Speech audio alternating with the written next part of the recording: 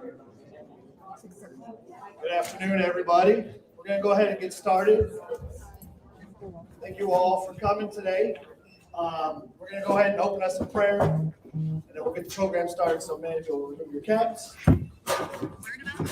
Father, we thank you for allowing us to gather today. We thank you for the freedoms that we have here in America still today.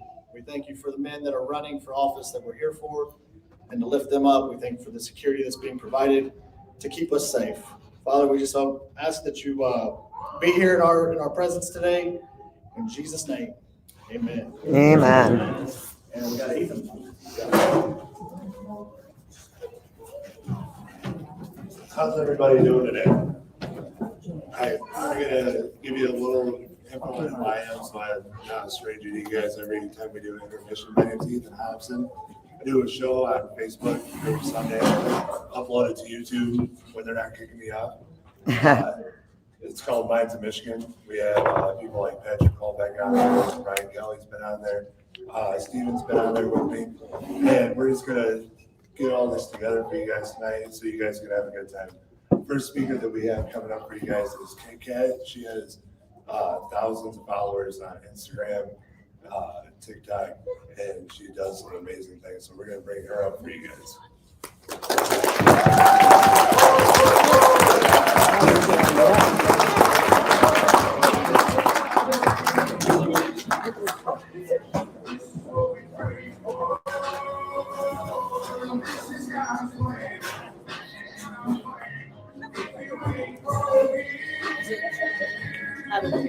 Is it angled right on there?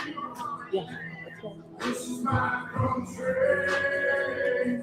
I mean, whenever you're ready. I know you like to talk. Hello, Michigan. How's everybody doing? Are we good? Good. All right, so normally I kind of like do this off the rip, but I put a lot of pressure on myself because this is my state. So I took it a little bit more seriously. So we're going to do this. Oh my gosh. I guess we're not. We're going to do this differently. I am so sorry. You got this. It's going to be epic. All right, I know that this will be hard, but it will be temporary. These are the words that we heard on March 23rd here in Michigan. I know that this will be hard, but it will be temporary if we all come together and get serious and do our part. By staying home, we can stay safe and save lives. And so we did. For 70 days and 4 extensions of tyrannical government overreach. When you can leave your home, who you can see, when you can work, shop, eat, where and when you can worship.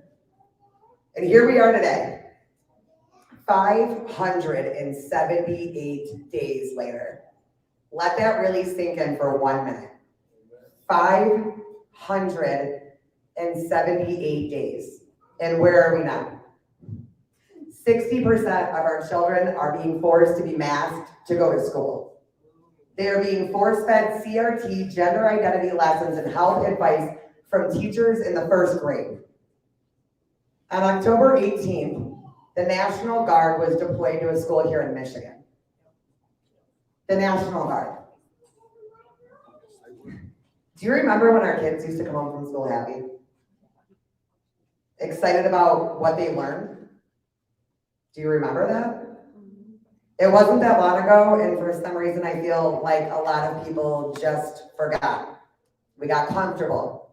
We got complacent and compliant. Have you guys checked in with your kids? Like really, really checked in with them. How are they doing? Like really? How are the bed ratios in hospitals?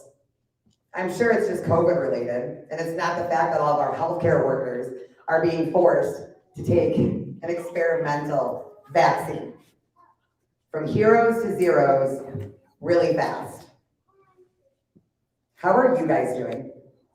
Like, really? 578 days. How many more are we gonna let go by? How many more freedoms are you guys willing to just give away? I say willing because we have the power to change this. But are we truly prepared? Are we truly open? And do we really know what that would take? Because it's always been us. The American people have prospered more than all people on earth, and we've always been willing to pay the price. We have shown up time and time again, our unwavering dedication and love for our country. In 1917, there was a soldier with the Rainbow Division by the name of Martin. Martin was killed on the Western Front while trying to deliver a message when he fell under heavy fire. It is said that on his body, they found his diary, and under the heading, a pledge was written. America must win this war. Therefore, I will work. I will save. I will sacrifice and I will endure. I will fight cheerfully and do my utmost as if the issue of the whole struggle depended on me alone. What if we all took that pledge to our country? She's surely worth fighting for. People from all over the world have been willing to face death to come to this beautiful nation. A man named Maximo, who spoke at the RNC this year, shared his story with us. He spoke of Fidel Castro. He told us his story about escaping communism. He tried to warn us. He said with tears in his eyes, there's no place to hide. There will always come a day in history where America will have to earn her stars and stripes again. Many men and women have come before us to protect her values, her creator, her citizens. And now it's our turn. If we don't stop this right now, we will fall. And if we fall, everybody falls. It comes from us all, from stuffing envelopes to running from office, from speaking loudly to the ones who swore in to give their life if needed. Every single intricate part of this is so critical, and it has to take all of us. Because that's America. We have to put we the people back in every single seat. We have leaders who have reaped every single benefit from our work, our sweat, our blood, not theirs. We are the party of the forgotten people. The ones who do the work, the ones who put in the hours and roll up our sleeves and give it our all. These are elected officials, civil servants. They work for us, and they need to be reminded of that. Do your research. Look into every single person running. Make sure that you know what they are about and what they stand for. Ignore the shine, ignore the fancy campaign ads. Our voice has to return. All of the people here today running, listen to them. This is our state. And we have to make sure that our voices are represented the right way every single day. You know, I've always said, and I don't like to bring him up when I speak. My favorite part about Trump's administration is that I truly felt that we the people were in the White House. A leader who respected and loved his people and always put his country first. We can't mess around this time, guys. And I really can't stress this enough. Look at our beautiful state and look what's happened to it. Masked children, small businesses destroyed, restaurant industries will never come back. This is not freedom. This is not the America that I love. In order to make America great again, we have to start here at home. We have to unmask our kids today. We have to stand up and say no to forced vaccines. We have to put the work in and the time because together we can do this. I'm going to leave you guys with a quote. You and I have rendezvous with destiny. We will persevere for our children, this, the last best hope of man on earth, or we will sentence them to take the first step into 1,000 years of darkness.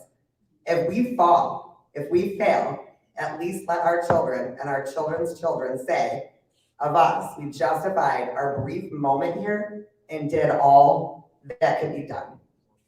And that was Reagan. All right, guys, thank you so much.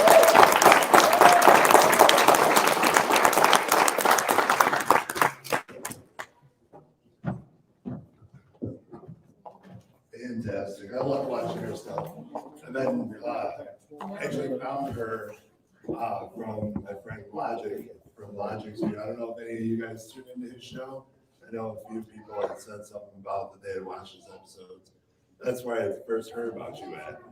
Now we have our next speaker coming up, the conservative Texan. And he is once again a fantastic patriot. I've been looking into a lot of his videos lately. Stephen was how I found out about him in the first place here recently. And I appreciate that because the common knowledge is what we need back. And so we're going to bring him up here for you guys so he can tell you a little bit.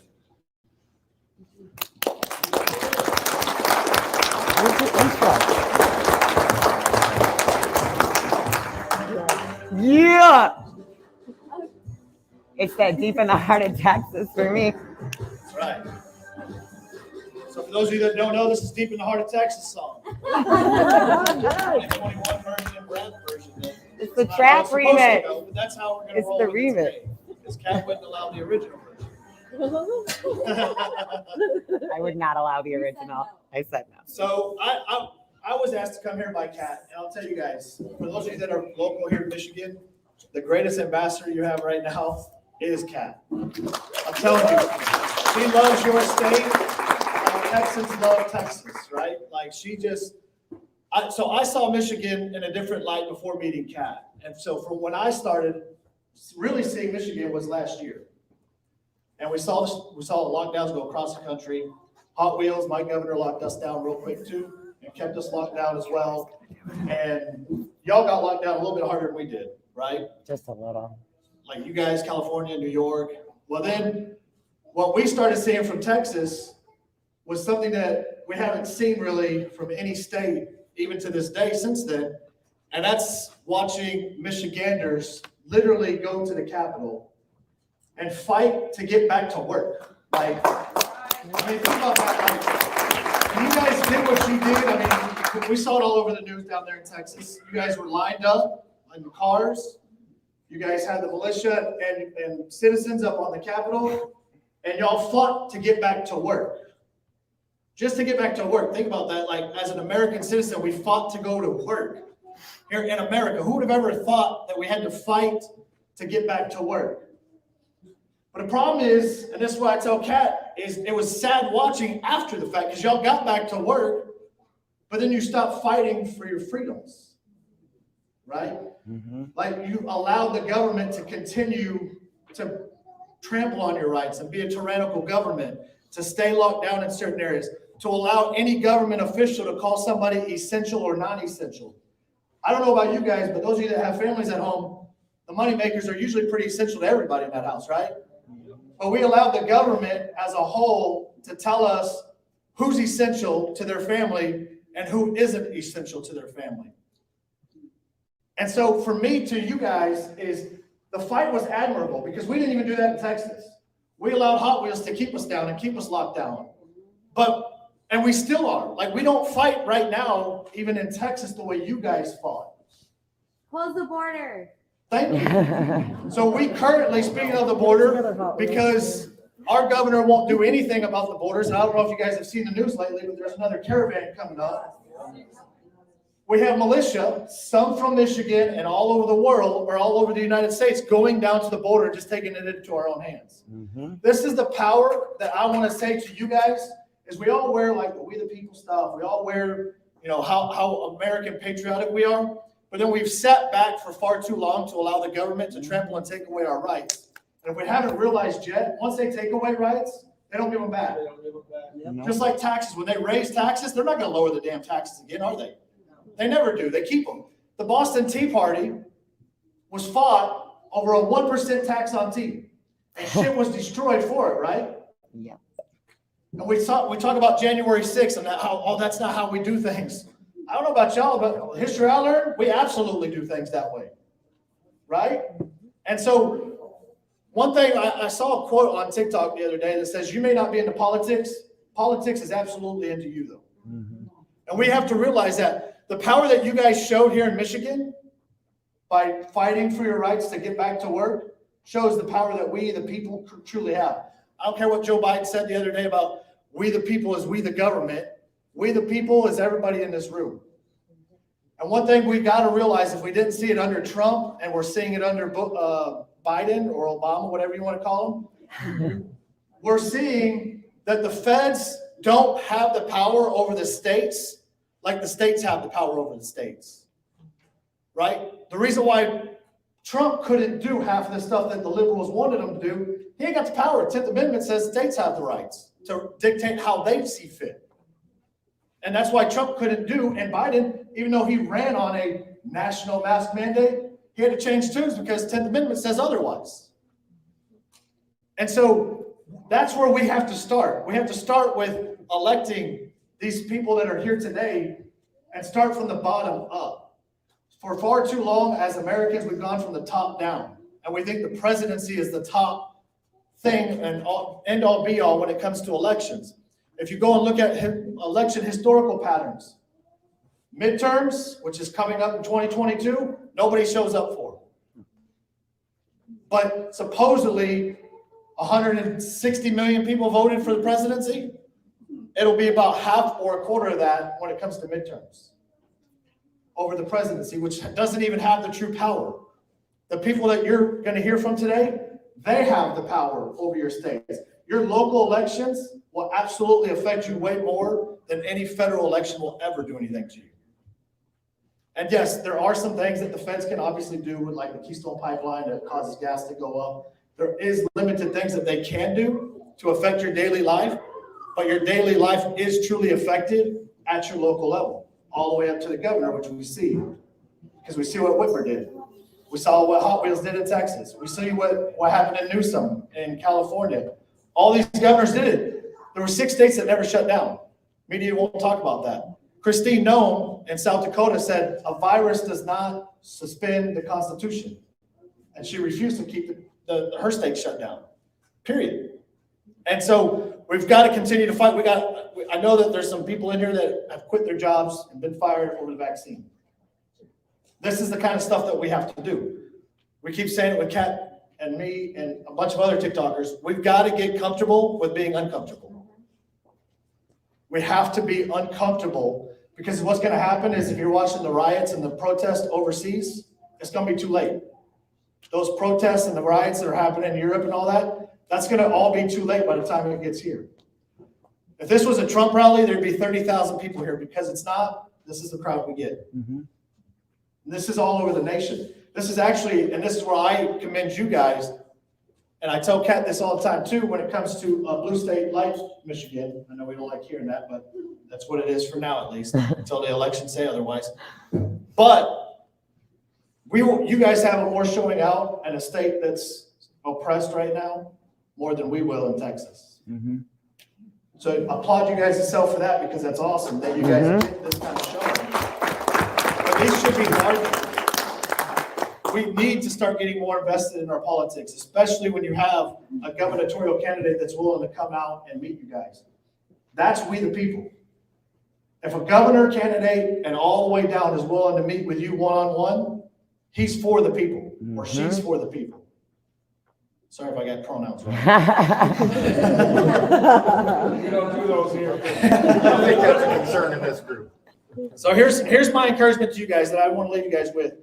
Get involved as locally as you can, from your town to your counties, all the way to the state. Continue to stay involved. Continue to talk to people. Be loud. Don't let just Kit Kat or any other larger creators get involved in your state. Y'all need to take control back of your own state, like you did back in 2020 to get back to work. Y'all should still be up at the Capitol demanding that you guys open up. You guys, or just start to fine. That's what we did in Texas. We just started to fine Hot Wheels and said, screw you, like, we're just doing it. And so like in Texas, I never wore a mask. If you didn't want me to shop there, then I'm not shopping there. Like, cool. No harm, no foul. I'm not wearing a damn mask though, right?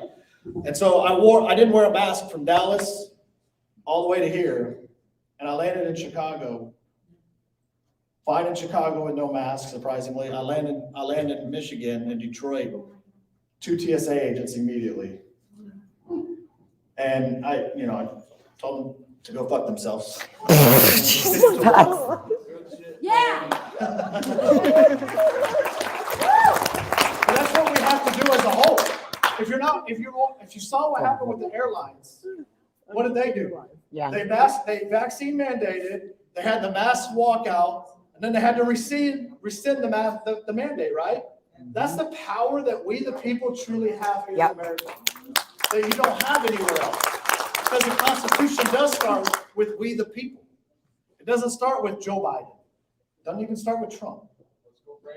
Yeah, fuck Joe Biden. And so then we got, and the last thing is this. Just remember that you do have that power, and stop worrying about somebody else named Trump to come in and save your state or your country. You are the country. You are your state. You're the one to save the state and the country. Nobody else. Trump can come in tomorrow. He still can't control the states, right? So the states can still issue these vaccine mandates and the mask mandates. Trump can't do anything. So you guys are the savior of your state. Nobody else. Appreciate you guys.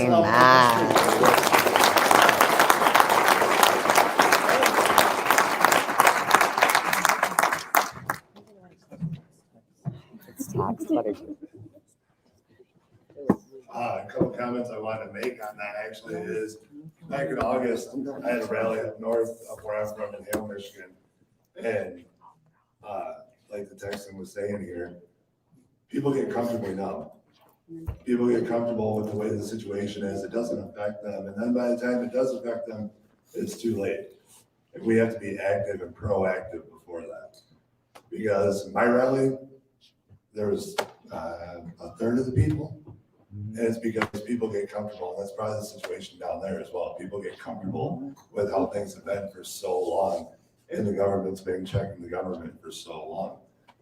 But we're going to have another special guest come up here for you guys. Right side Batty. Oh, snap. Yeah. Yeah, I think that's you. That's you.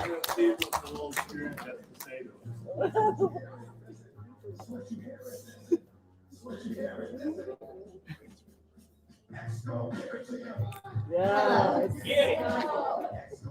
Give it to us, Zach. Okay, so I wrote the speech, then I scratched it. And I kind of decided that I was just gonna wing it because I feel like my platform on TikTok, which actually I don't have one right now. Just kidding. I've been censored 23 times and the app finally banned me for good. But we're gonna try to fix that. I was thinking about what I do on my platform and how I can help a group of people like this, and it's educating people. And that's what Kennedy talked about a lot, was an educated citizen and educated people, we the people, so educating all of us and how we move forward in that, because America has been asleep. We completely just let the country go on levels that people don't even realize. Like sometimes when I'm chatting with my friends, I think about, something gets brought up in topic and I'm like, wow, the justice system is, screwed. So when you're talking about crime and that type of thing and what the left is fighting for, we do have something in common with that. We do have, if they fight for black men getting out of jail because they're wrongfully convicted, and we have something in common with that. And so instead of fighting against it, why don't you see the part of it that you need to fight side by side with we the people? There is no left and right in this country. There is no left and right in this country. And if you believe right now, if you think that the left, the Democratic Party, what's their slogan? They say, Screw America. no, they say Unity. you gotta keep the left or whatever. Yeah. I forget what their slogan is. But that's not true at all. There was no Democratic Party when this country started. It's one party, and that is we the people. And now we're considered, anybody that's a constitutionalist or we the people, we're considered terrorists. The reason why is because America isn't structured to have the left and the right. It's only the majority. America, fun fact, George Washington was the first president. There's documents, you could go back and read the transcripts about how there was supposed to be an electoral college for one election, and it's because they couldn't agree on the vote for slaves in the South. The North and the South could not agree. So they came to the conclusion that they were going to have an electoral college for one election, and it was to be eliminated moving forward. This country is supposed to be voted only by the people. No electoral college. That is why America's different. That's why we're free. When it comes to the Constitution, I feel like educating people on that and if I can say it to all of you, and then you go and repeat it to 5 people, and sharing information is the only thing that anybody needs to be doing right now. Because we are the media. The media is working against us. And while you see a group of people here and you think, dang, we could have had a lot more, it's because no one's gonna put us in the news.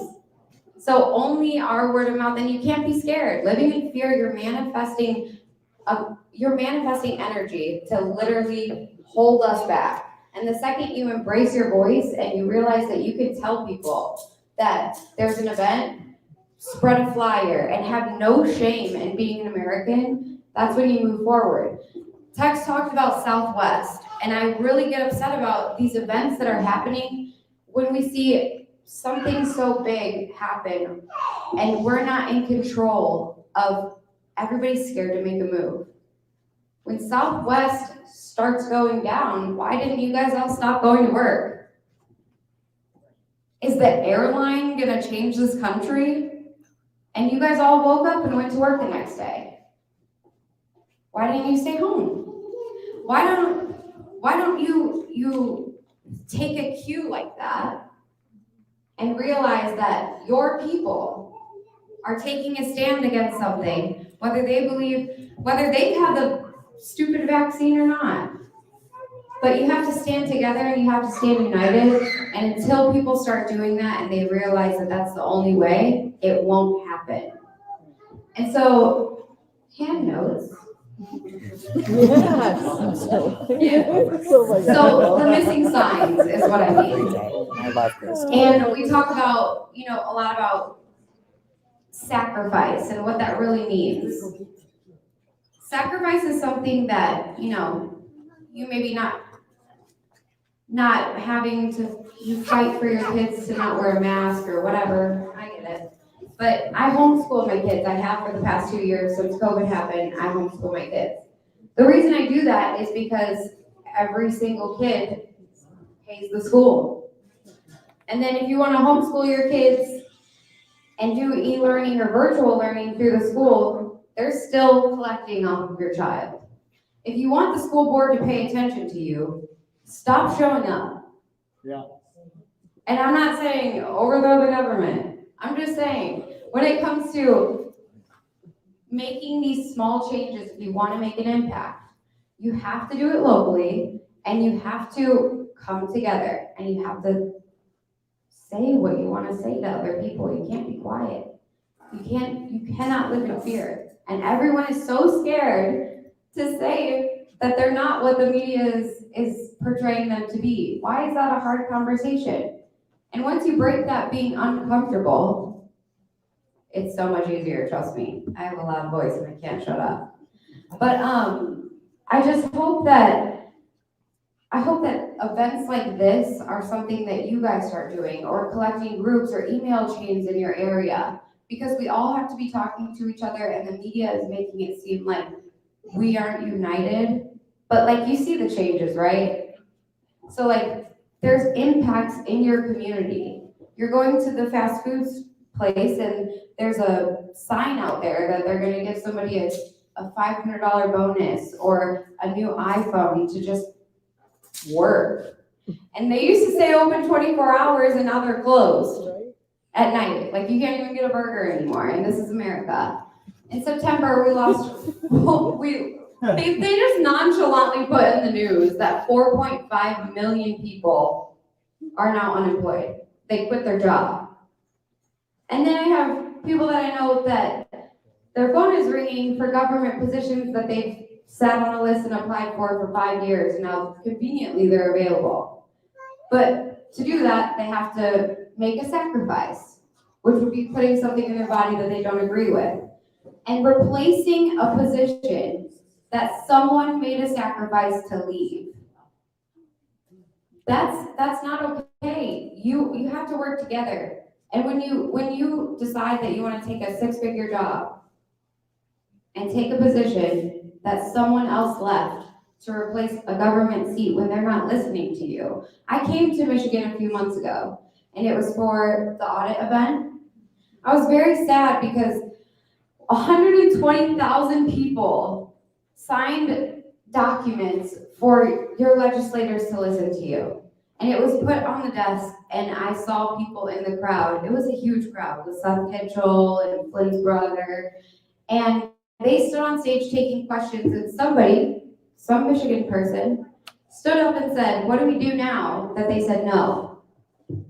And the guy started giving excuses, and I stood up and I was just like, don't let him talk to you like that. 120,000 people in Michigan signed a petition and said that this is what they want. They want an audit. And one guy that you all elected was like, no, it's not worded correctly. It needs to be rewritten. But that guy gets paid by all of you. That doesn't make sense. So if you want to regain your voice, because right now nobody's listening to us, nobody's listening to your voice. They just act like they can't hear you. So if you want your voice to matter, you have to stand up and you have to make those sacrifices. Because the impact of one person, you can't think about yourself. You have to think about how it's affecting others too. And how someone lost their job yesterday or made the sacrifice to leave their job because morally they didn't want to put something in their body or whatever that reason was. And somebody's going to lose their job tomorrow.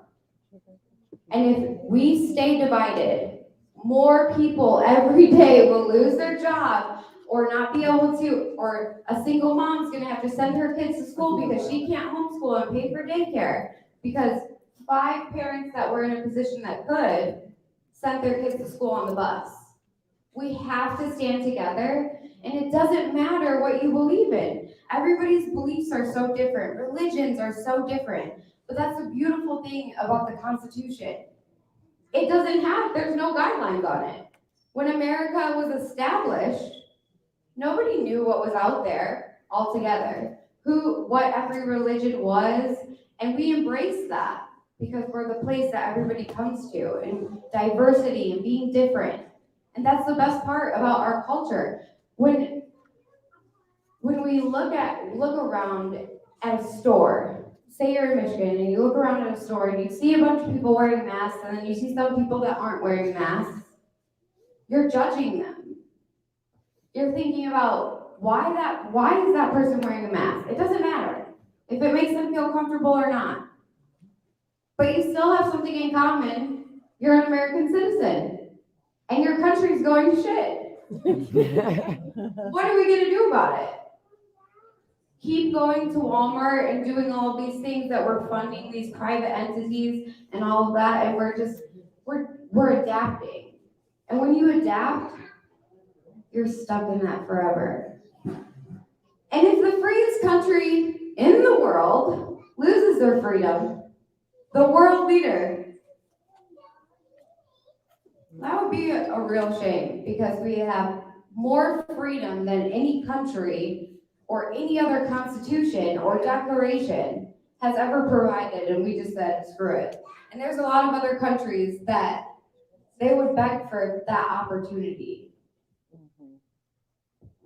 We have to come together, we have to stand united, and I know that we can do it. But you have to speak up. You cannot stay silent. Talk to your neighbor.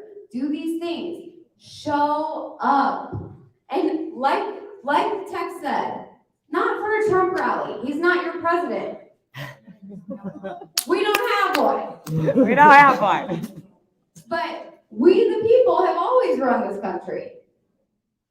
That's not going anywhere. So we can fix this, but we can't fix it when it's too late. And I'm sorry, but I really hope we pull our shit together, or I'm gonna get really mad at the people that didn't make the sacrifices when I end up in camp. You know what I'm saying? Yeah. So hopefully we don't all end up in camp. If not, I'll see you there, but have a great night, Michigan. That is the best way to wrap that up.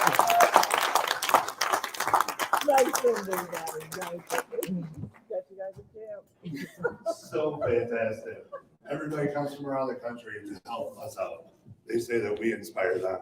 And I'm sure a lot of people did find it enjoyable on those sunny afternoons, spending them at Lansing on the Capitol steps, waiting for nobody to come out of the building and say anything. As I recall, actually, a few people actually knocked on Whitmer's door and she didn't want to answer that either. But we got a lot of more great speakers for you guys, and more are coming in the door for us right now. I believe we have a switch. You got Mike Denver coming up here right now. Absolutely. And I tell you what, the last 4 years that I can keep track of you online, you are fantastic. Me and Mike have gotten to speak a couple times. He's got to come on the show. But we're going to get him up here because he has a lot that I'm sure he wants to say to you guys. Come on up here, Mike.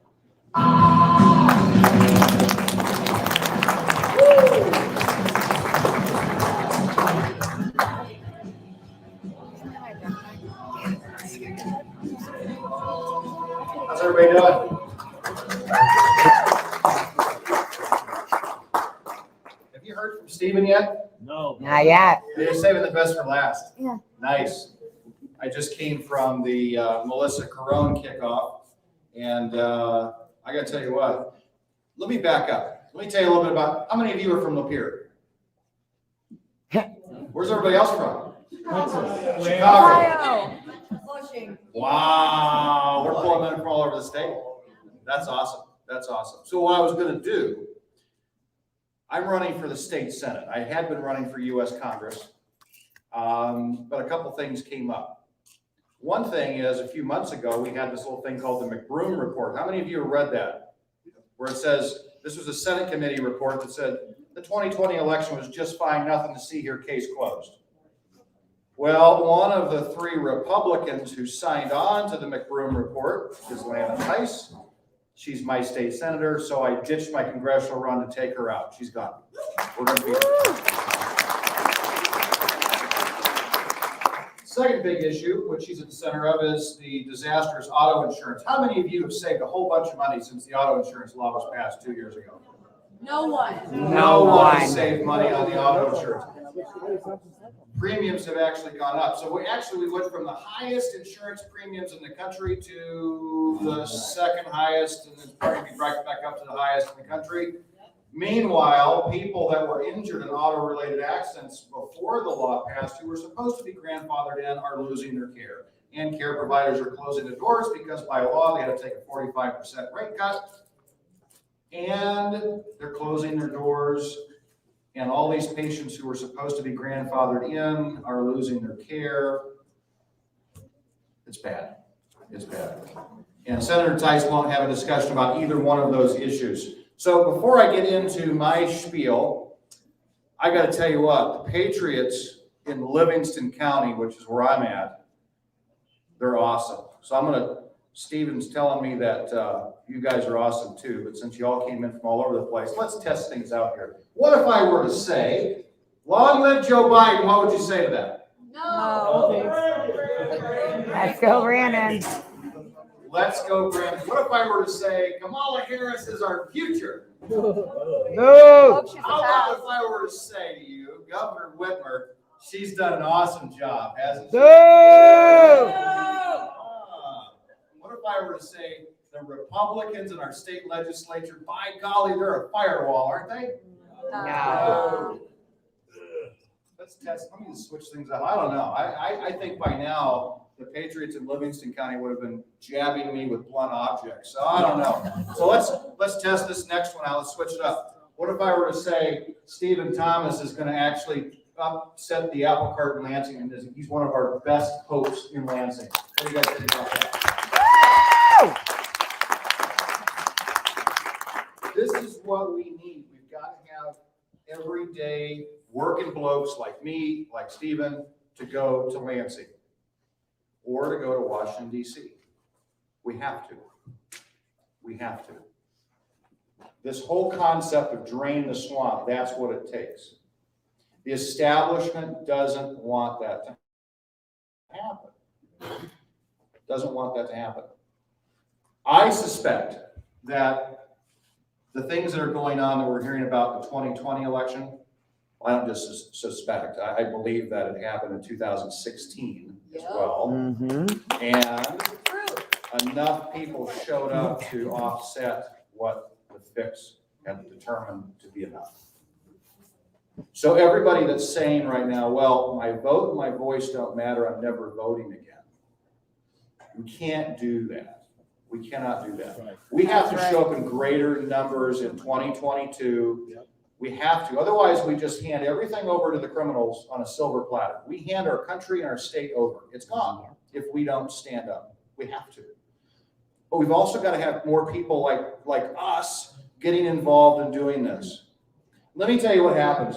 If you work for a living and you decide that you're going to run for public office, I don't care if it's dog catcher, if it's Congress, if it's state rep, if it's state senator, if it's county commissioner, if you're just coming out of the woodwork, the establishment's going to say, well, the first question they're going to ask is, how much money do you have? Oh, you don't have $100,000? You have $1 million? Oh.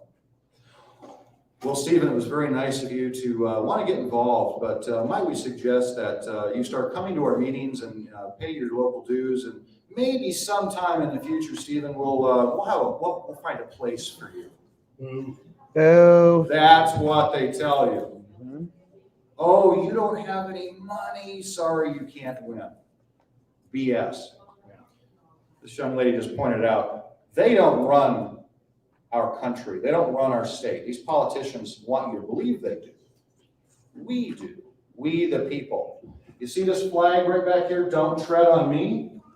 This carries the same authority as our American flag. And that's what that means. Do not tread on me. That goes for the politicians. That goes for tyrants across the pond, and that goes for tyrants here. Do not tread on me. We run the show. And it's time that we step up to do that. Now, audits. How many of you are all for a full forensic audit? All 83 counties, not this. All 50 states. All 50 states, but here in Michigan, all 83 counties need to be done. 83. What's going on right now is you've got some legislation or some bills in the state legislature, which are just a sampling. Well, that's what the law already says. The Michigan Constitution says the Michigan legislature shall prescribe a method of audit. And all that is the Secretary of State that has the authority to go and do a little sampling here and there.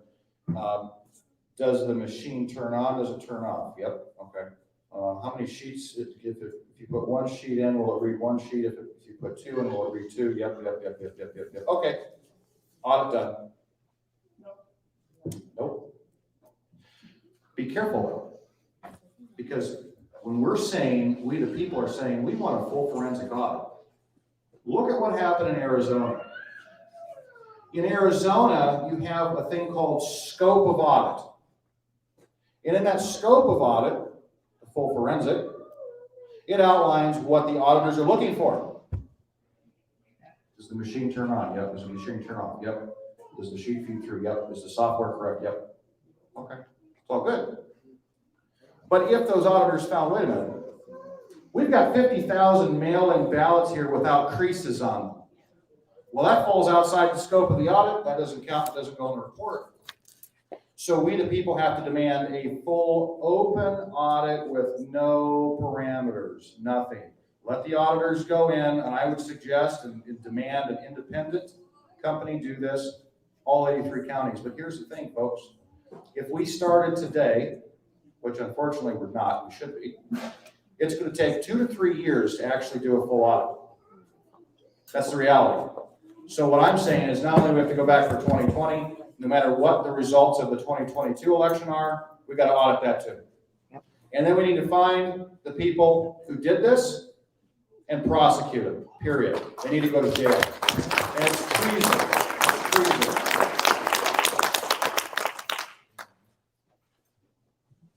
We've got to get this man elected one way or the other. We have to do it.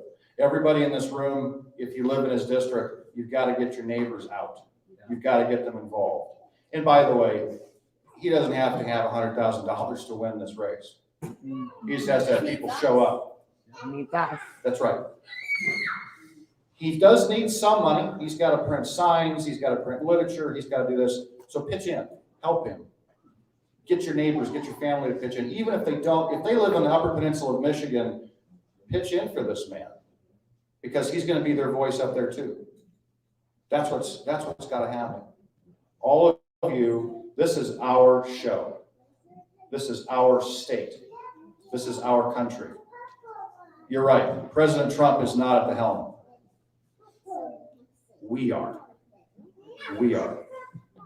And Joe Biden doesn't even know what planet he's on. He really doesn't. Let's go, Brandon. Let's go, Brandon. Let's go. And I think that should apply to Whitman too. By the way, Let's go. aren't we just so happy that our state legislature didn't impeach her for all the deaths that she was responsible for in nursing homes? How about the violation of our First Amendment, the right to assemble, when churches were closed? Where was our Republican legislature? Folks, I'm a Republican, Stephen's a Republican, but we actually follow the Republican platform, which is a conservative platform. And it puts God and the Constitution first, period.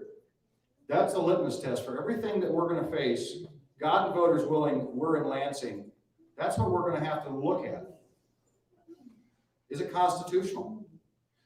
Does whatever's coming down the pike, does it violate my core principles as a Christian? Maybe some of you aren't Christians. Does it violate your core principles? That's what we have to look at first and foremost. Any legislation coming in, is it going to help the people? Is it constitutional? Does it help promote the state? Does it raise taxes? Does it lower taxes? Does it increase spending? Does it decrease spending? Does it hurt the deficit? We now have a $70 billion budget in Michigan that was just passed. With the caveat, we passed this thing, you don't have to wear, we're not going to mandate that you wear a mask. You know what? You're not going to mandate that I wear a mask, period, anyway. That's right. It's not a law. Nor are you going to jab my kids. If I want to get the vaccine, I will make that determination myself. If I want to wear a mask in something, then I'll do that. For what I do for a living, if a customer asks me to wear a mask, sure, I'll put one on. I'll put one on. That's business. But that's my choice. If I didn't want to do that, I wouldn't work for the company I work for. You're not going to tell me that I'm going to do anything. I'm going to tell you, all of you are going to tell those politicians in Lansing and Washington, D.C. what they're going to do. And by the way, the power resides with the state. Our U.S. Constitution spells out the parameters for our federal government to work, and all the rest go to the state. 10A. Well, I'll tell you what, this is awesome. We are the greatest firewall against tyranny right here in our state. If you look at what Texas is doing, if you look at what Florida is doing, by the way, what do you think of Ron DeSantis? Oh, no. We want to keep him in Florida, right? Yep. Yes. Yes. And not in the White House either. No. No, that's the problem. Yep. We remove him from Florida. The one governor that could have had an audit. Yep. I gotta be quiet. So by the way, let me talk to you about that just for a second. So I had a phone conversation. I'll make this quick. I had a phone conversation. It was actually a Skype meeting last night with an expert in the field. Florida was supposed to go to Biden too. Yep. But enough people showed up in Florida that those dumps that you had in the middle of the night weren't enough to overturn it, because the sheer number of people that showed up for President Trump, their algorithms, what they planned for, couldn't keep up. Other states, Michigan, Not so much. not so much, not so much. And by the way, I still have a list of thousands of voters in Wayne County that have been dead for years. Thousands of them. Thousands more that probably the last president they ever voted for was Grover Cleveland, okay? But they're not confirmed dead or alive, but by golly, they got that ballot. We have to eliminate this any reason mail-in voting. Our legislature in Michigan says, well, Mike, we can't do that. The people voted for it in 2018. Yep. Well, the people were sold, they were lied to and sold a bill of goods. They were told this is going to be a way to make sure that every vote counts, especially in the inner cities. Oh, why don't we just open up more polling stations for people in the inner cities? Well, it was convenient that COVID came along, didn't it? Wasn't it? Yeah. Well, we don't have to leave our house. Oh, we got 4 ballots in the mail for people that lived here 6 years ago. We'll just fill those out too and send them in. That has to end. We've got to get rid of the mail-in ballots. And I would wager to bet that Mr. Thomas would agree with me that we need to cancel all the contracts for Dominion and the other 2 companies, these digital tabulators. I would like to go back to just a hand count, but I think technology is going to be here. But until we can actually independently audit these systems and make sure, like Texas did with Dominion, they denied Dominion 2 different times. And then Michigan, right after they were denied by Texas, signed them up. Texas said, We tried. Texas said, not just no, but hell no. They did the research. They did the audit on those machines. They're terrible. So we need to cancel those contracts. We must demand those contracts are canceled. And the future president of the United States, right here, folks. Right here.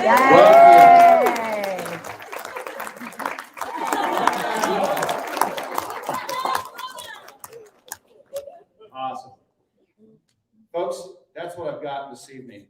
I'm glad you're all here supporting, I think, it's all good. Come up here. Come up here. Just like, come here, buddy.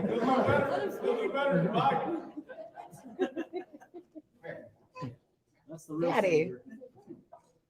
Can you say, God bless America? Look at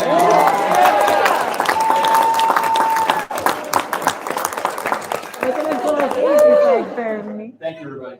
Love you. Thank you.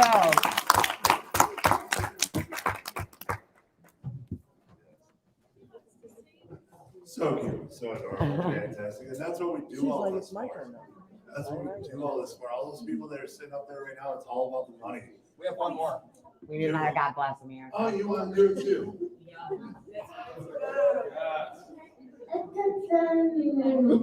Good job. Yeah.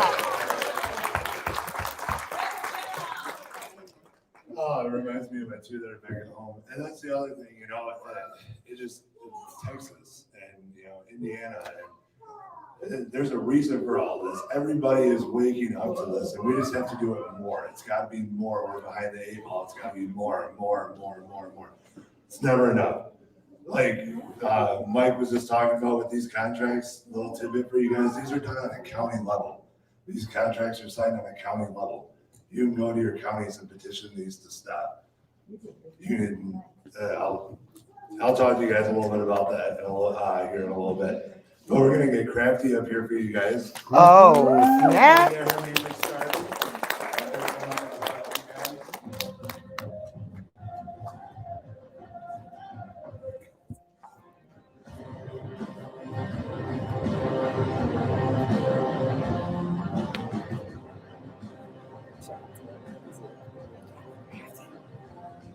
All right, well, I don't know how I'm supposed to call the kids. The kids.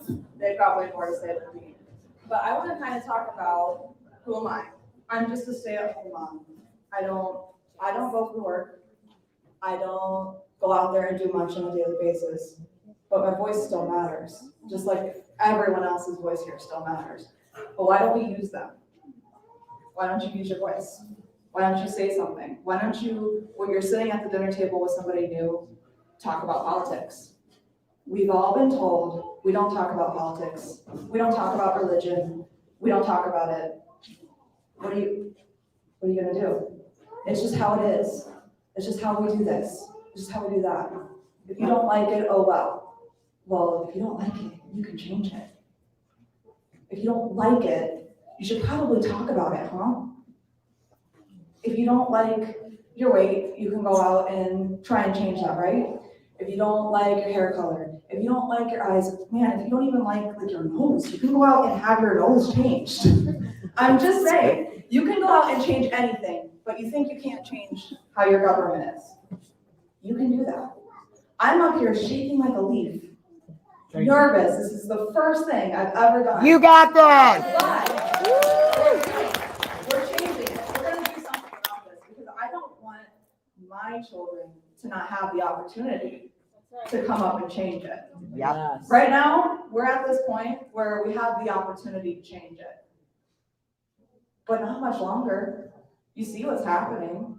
You see audits being denied, Governor Whitmer not being in her office ever. I've heard she's never been there before. Do you think when you elect somebody to do a job, they go to their place of work? If you don't show up for work, your job's not being done. I'm from Ohio, and I've come all the way up here to the land of losing teams. She's a witch. To tell you guys to stand up. Yeah. You guys gotta stand up though. You gotta do it. Well, try and be this. Be better. I'm serious. We all need to be better. We all need to come up and do the job that we're paid to do the job that we are born to do. You're lucky you're here. You're lucky you get the option. There are people in Australia right now clawing for it. They're fighting for it, and it looks too late for them. That's the saddest thing I've ever seen in my life. Those moms and dads out there not knowing what to do, they can't pull their kids from school. They don't have another option. There's different rules there. You can pull your kids from school right now. Sorry, the TikTok, it's just a lot. Sorry. You can pull your kids from school.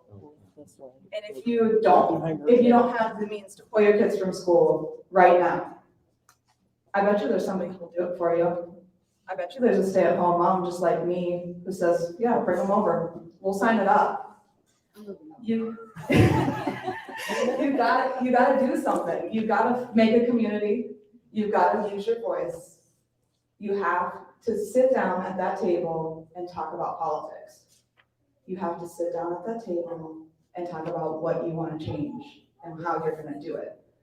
Here in Michigan, we know how we're going to do it.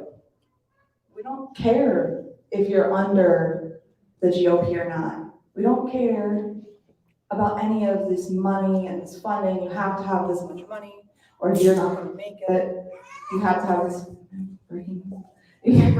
I'm breaking the rule. You have to have this much money to do the thing, to be the person, to do the right thing, but money's never done the right thing. The people do the right thing. Money's never done the right thing. It's just something else. I'm getting heckled. It's not even a comedy show, guys. But as I'm saying, if you want to put people in places that they need to be, you need to be looking off of GOP. You need to be looking off of party lines. You need to be looking next door at your neighbor. You need to be looking across the table from those people at dinner and finding out what they're talking about, what they're running for, what they mean. What are they supporting? Does it line up with you? It might be somebody in a different category that you've never even heard of. But they might support you a lot better than you think. So you need to have these conversations. You need to stop with we don't talk about that. We're not going to do that. It's just the way it is. That's how things go. That's how life is. Do something about it.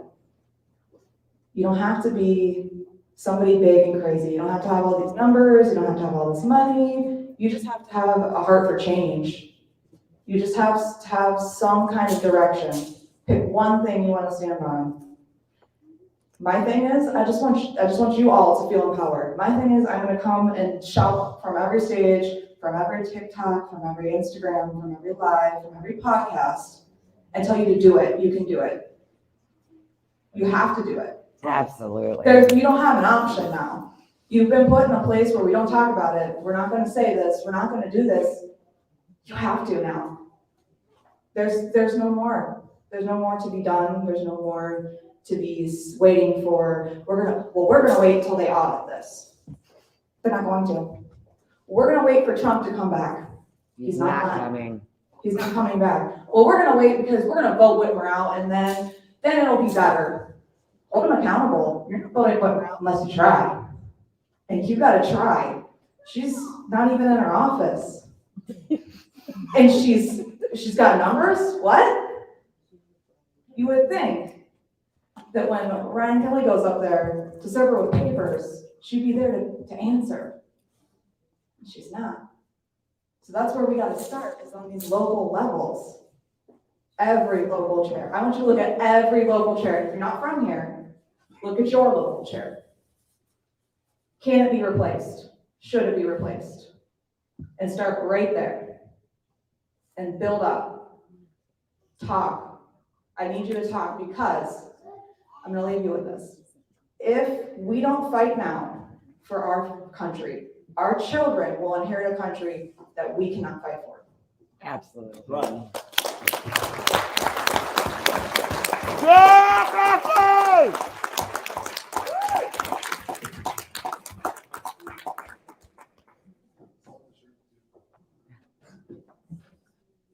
All right, so now I don't have to introduce anybody. Now I'll be able to talk to you guys for a little bit. My name's Ethan Hobson, and this is one of my favorite. Got music. Don't medicate, just meditate. Waking up now, but baby, elevate, educate. Look at what's going on, let it resonate, accelerate. Found your inner hunger like you never ate. Agenda is to push the hate. Exactly. And you gotta let everything that they're doing fuel you for what we're doing for the future. People like Ryan Kelly, people like Steven over here, Mike Detmer, these are the people that everybody needs to know about, because these are the people that, money or not, they want to fight for us. They want to run for these seats. I remember the first time I heard about Ryan sitting out there defending his town before there was ever a whisper of any governor run or anything like that. And that's what we want to see. We want to see that these people are out doing these things before they even come into these seats. We want to see that you're actually going to do what you say you're going to do before you have a position of power. Is it hard sometimes? Yeah. Does it suck sometimes? Yeah. Usually when I come to these things, they're about 3 hours away. It's about, thanks to Uncle Corn Pop in the White House, it's about $40, $50 for the gas. And, you know, it's what you do. And we do it because we love it. And I know that everybody that's here today that's speaking to you loves everything that we do. It can get hard sometimes, but especially like with my show, I think I'm on day 3 of my second strike on YouTube right now. And you know, it's a 2-week ban. And Steven actually was the first show that I had that Facebook shut me down. We had to go live again. We had to go live again because we started talking about big tech and the things that they were hiding and the things that they were doing. And Facebook didn't like us talking about that, did they, Steven? I don't know. So they shut me down. And that's my show, Minds of Michigan. Actually, that's what I do every Sunday. I try to bring people a laid back episode now every Wednesday as well. People messaging me so often that I try to fit more information. A few things I want to give you guys though is these machines. What is wrong with a voter ID, with an identification card, a social security card, a piece of paper with the candidates on it, and a hole puncher? Can't really have more than one hole on a ballot. You can't really replicate somebody voting where they didn't vote if you have a hole punch. That's my opinion. You eliminate the signature matching process completely. They were there, they registered, they voted, they had their ID, they had their social security card, they punched the holes in the card, they got hand counted, they got delivered with GoPro 4K cameras on those boxes from the time they left my county building all the way to Lansing. That is exactly what we want to see. Because you end up with hanging chads. Yes, and you know, we've got to get these systems out of our counties, out of our state. A little fun fact about Wayne County's estimate from Dominion. They say there's no internet connection. They say it up and down. And if you go to my page, you can see the evidence for yourself. When they got that quote and they got that order from Dominion Voting, there was 2 24-port Ethernet routers for the main building. And then there was what they call the disaster recovery site, which is the Michigan Elections Office that is down in Detroit. That one had another 2 16-port routers. We don't know who was in that building. We don't know who was going over the votes or being processed in that building. It's never talked about, not a whole lot to my knowledge. And you can find out any of your guys' counties that signed a contract with Dominion in this last year. Go on there and look it up all the way back to 2017. You can find out what they got, how many of them they got, what they ordered, what they didn't order. Automatic scanners. Anybody happen to know that Detroit was using automated absentee ballot scanners? That it wasn't even all done by person? Those are in the contract too. These are the things I like to dig into. These are the things that you'll get if you tune into my show ever. I like to critically think when somebody tells me to go left, and why do I have to go left? I was that way all the way even through school. Why do I have to turn left? You always want to know why you have to do something. It's like the mask thing right now. There's no end date anymore. There's no game plan anymore. They're not giving you any straight information. They never have along the whole line. But they don't even have a game plan. I could have swore that somebody that occupies the White House right now said clearly that Trump didn't have a plan and that he did. And Trump is a whole different story, because Trump, like everybody said tonight, is not the factor. It's what he represents. It's what all of us have been wanting to say forever, and our voices have been too small. The internet can be a great thing. That's what brings me to so many people every week, thousands of people every week. And it's absolutely fantastic, because everybody has to have the correct information. There's actually a little thing, another subject I want to give you guys. There's actually works right now for us to have a centralized Michigan independent journalist based news broadcast, so that we can have our information straight. We don't have to worry about Fox. We don't have to worry about CBS. We can tune in and know exactly what's going on. And people that are actually at things like these, instead of not talking about them or doubting them as a whole. Like the young lady that said earlier, we don't get news coverage. My rally actually did up north, surprisingly. I was actually really surprised that it did.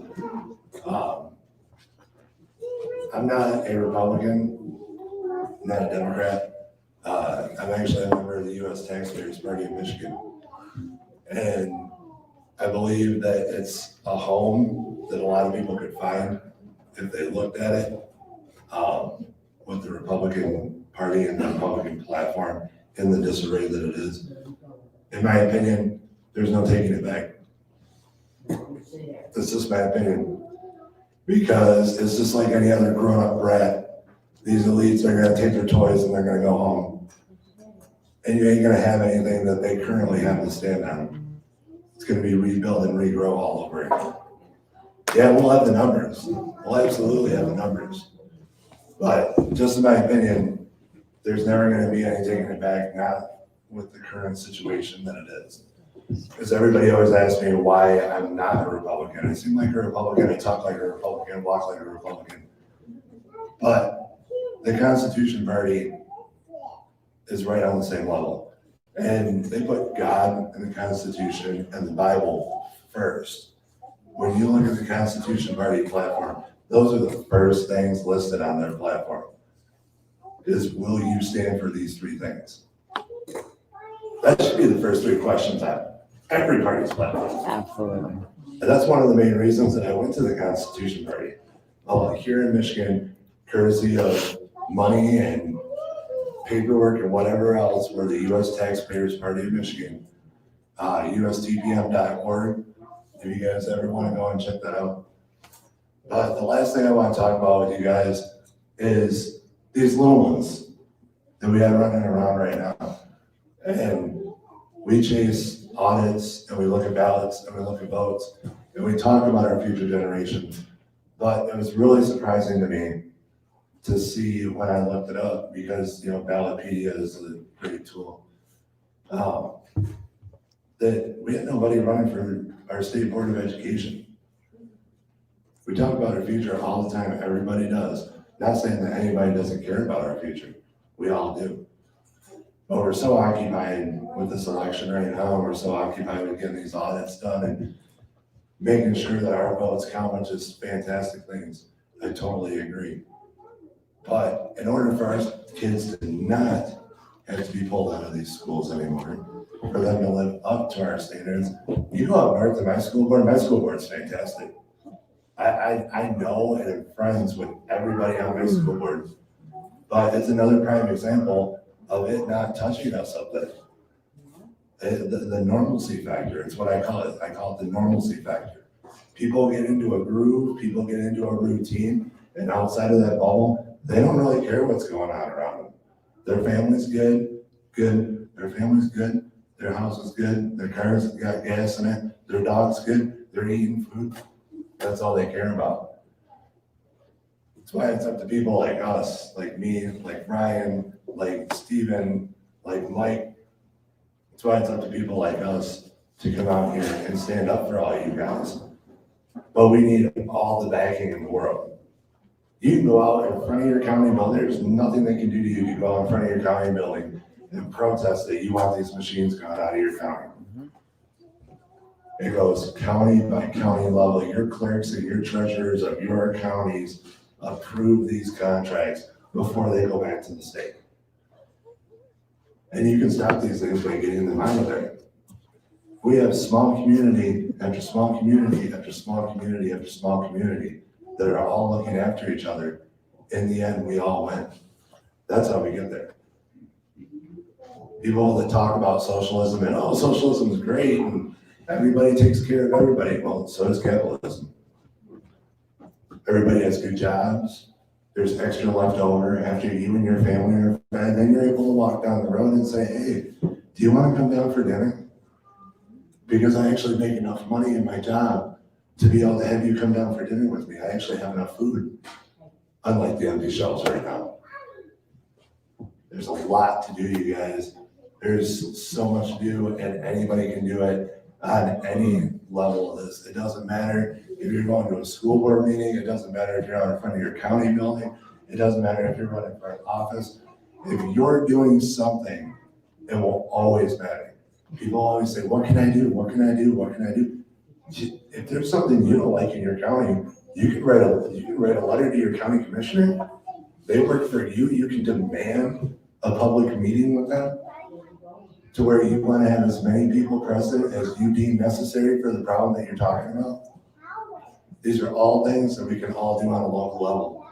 And the one thing that I decided to do, since now the 5th district of our state that I was currently running for, which is what all my cards say, is now an absolute mess. You got Alyssa Slotkin, you got Dan Kildee, and another Republican woman that her name fails me. They have to run a primary for this 5th district, and then they'll have a general election after that. Not only is that going to be a mess, but I would never survive that.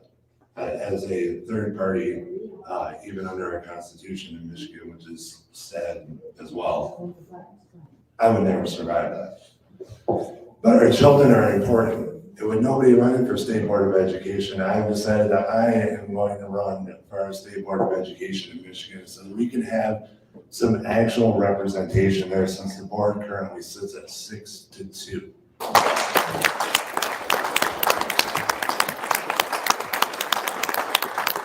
We have 6 Democrats on our board and 2 Republicans, 2 conservatives. And they're great people. I bet everybody that I talk about and I research and that I have on my show, and they're great people.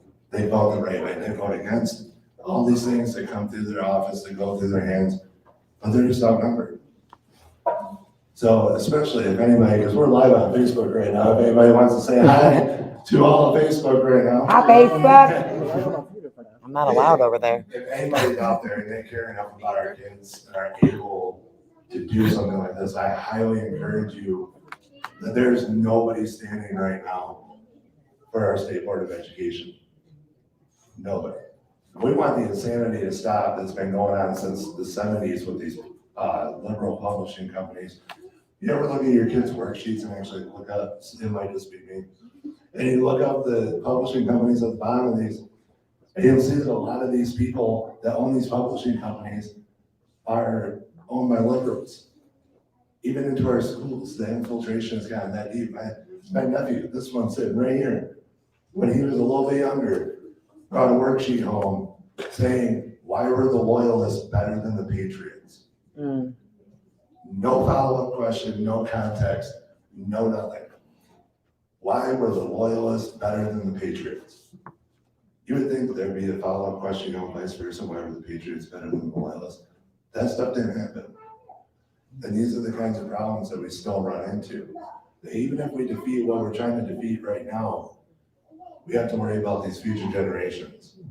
And that's what I hope to do for all of you guys, for all of your kids. We have to get this system fixed. We have to get more funding into our public school system. Our creativity courses need to come back, our art classes, our music classes. We need to get more funding for trade schools.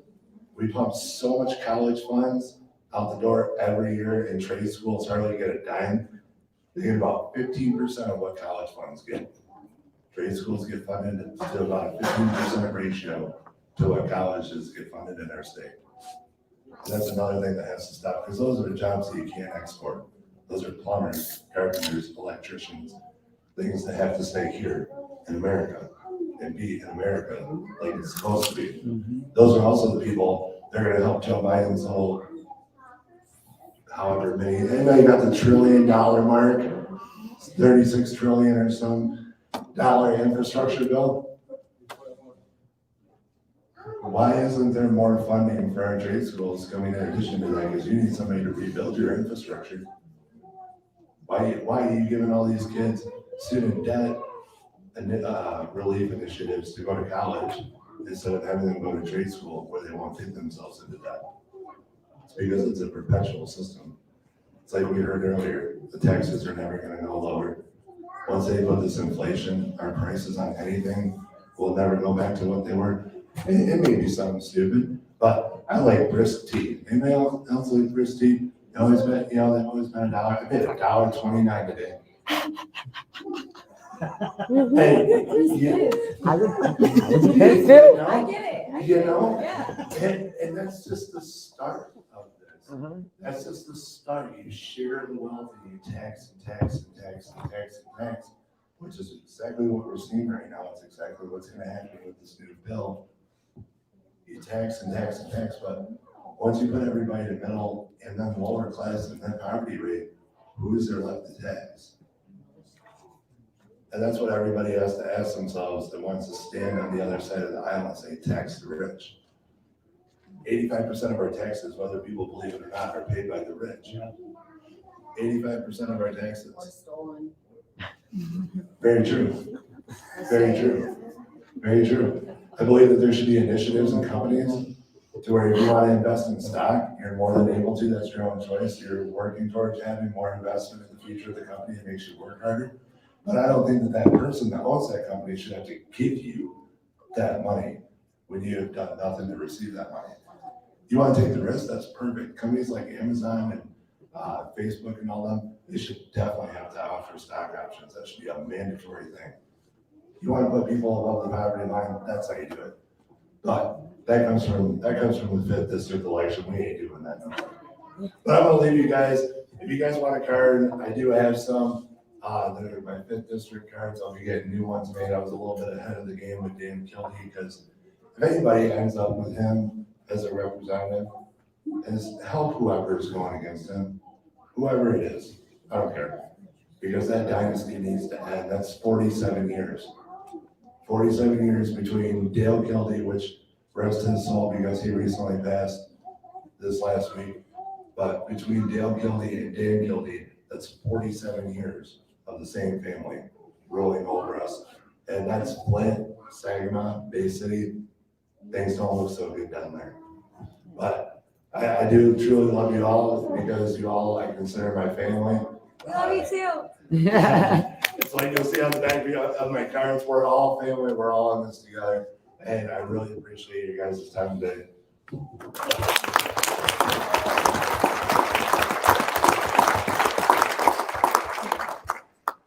We have another great feature coming up for you guys though. He is running for state representative, and I have seen him at many, many events, constant, regular basis. And we're gonna have him bring his intro music playing here, so we can get a little bit in there before he comes up. We're gonna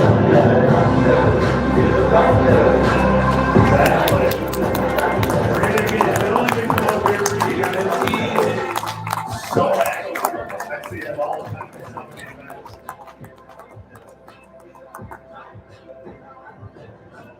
Hello everyone, my name is John Pasquarello. I'm a 22-year-old Republican in a Republican at the age of 8. In my announcement, I told everyone I was a pro-God, pro-life, pro-gun, pro-Constitution, and pro-America Republican running for state representative against one of the biggest rhinos in Lansing County, a personal foot soldier of Mike Shirkey. And when I made an announcement, there's a lot of abortion funds in my name right now, floating around out there. And people from high school who are out there saying, giving free publicity, in my opinion.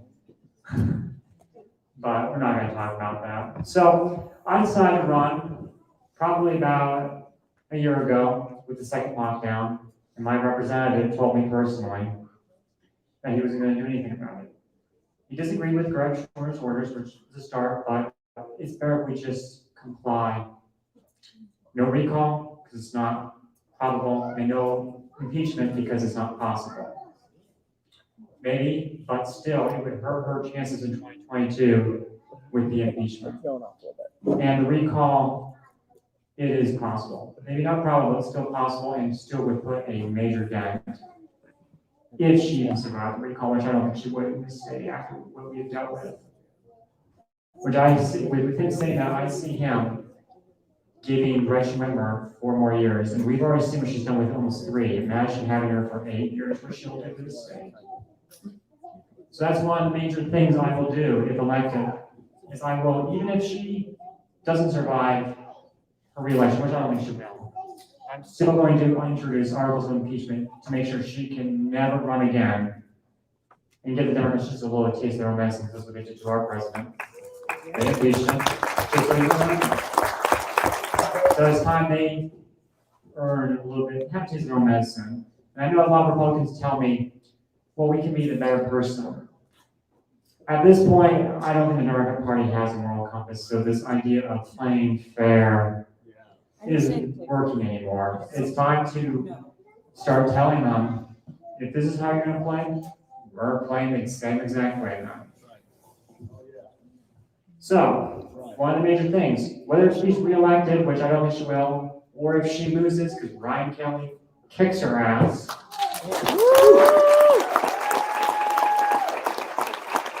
I will be introducing 3 articles of impeachment, starting with unlawful lockdowns. 2,000 that we know of, probably more, seniors have been killed under her reign. And 3, one that I don't think a lot of people talk about, but the scandal between her and Director Robert Gordon with giving him $155,000 of your dollars, taxpayer dollars, to keep him quiet when he left office. Which another thing, when I brought that to the attention of my district, my representative came up and told me, don't worry, she'll get impeached, we're investigating her. When we find out if she did anything unconstitutional, which this House Oversight Committee did come to that conclusion, don't worry, we're going to introduce articles of impeachment. It's been, 6 months now, and I still haven't seen any articles of impeachment, and they did come to the conclusion it was unconstitutional. If you watch the video, the chairman of the House Oversight Committee, Steve Johnson, did say that everything they did with that scandal was unconstitutional. Next, another thing that I think a lot of people don't necessarily pay enough attention to, because it's a bit of an uncomfortable topic, but I think it's something we really need to start working on. It's the fact that at this point, over 62 million unborn children have been slaughtered brutally. And thankfully, Texas has put in a bill that may very, the same with Mississippi, that may very well bring Roe v. Wade to an end. But for some reason it doesn't end by that time. I'll be introducing a heartbeat bill that will ban abortion as soon as a fetal heartbeat is detected, which will bring abortions down by about 80 to 90% in this state. The next thing I like to see happen is election integrity, which I think everybody here wants. Something about the audit. The audit that Representative Steve Carr introduced, which I know has some flaws, but it's a wonderful start, in my opinion, is now sitting in the Government Operations Committee. The chairman of that committee is my opponent, Mike Mueller, who will not take it up. Why? Because one of his top consultants is a major never-Trumper.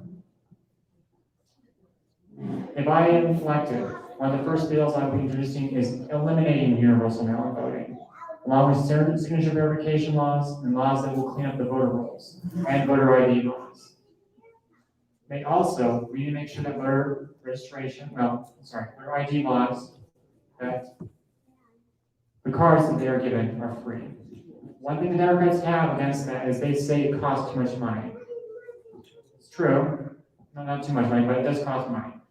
If we can make them free, they lose that argument. They're going to have to figure out something else, which we'll see what they do. But at least it takes that argument away from them. And I don't even know why it costs money to get a voter ID. It should be free, poll tax. I say it's a poll tax. You have to pay for that. One of the next things I'd like to see passed is I'd like to see constitutional carry passed, which we have someone running for governor who's talked a lot about it, actually. Thank God. Second one says this, the right to bear arms shall not be infringed. I see having to have a license to conceal a gun as an infringement on my second constitutional right. So I will make sure that constitutional carry becomes a law in Michigan, and a lot of states throughout the country have passed it. Texas, Tennessee, a lot of the states in the South. I don't see why Michigan can't become that. One of the last things I want to talk about, and it's a very important topic, is education. We need to make sure that we have parents in charge of what's taught in our schools.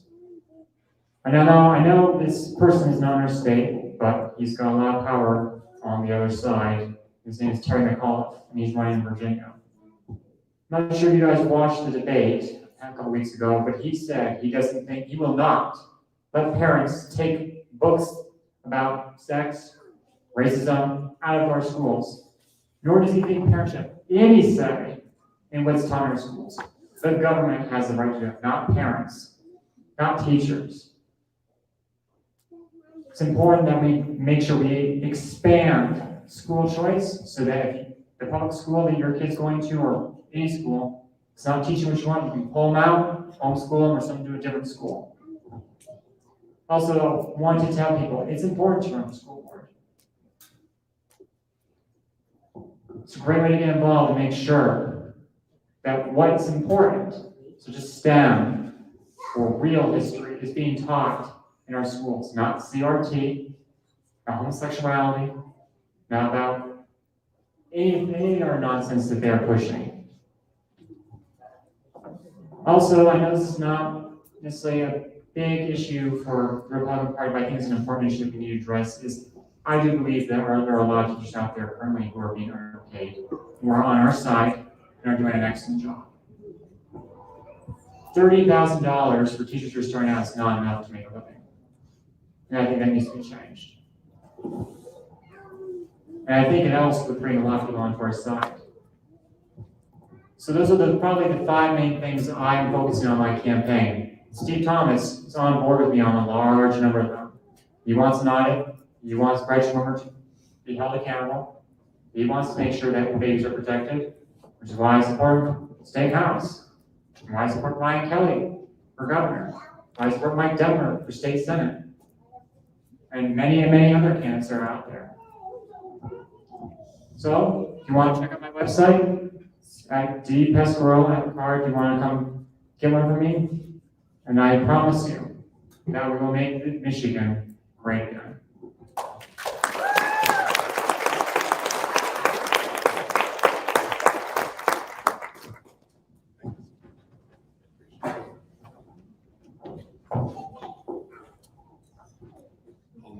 pull my little cheat list out here.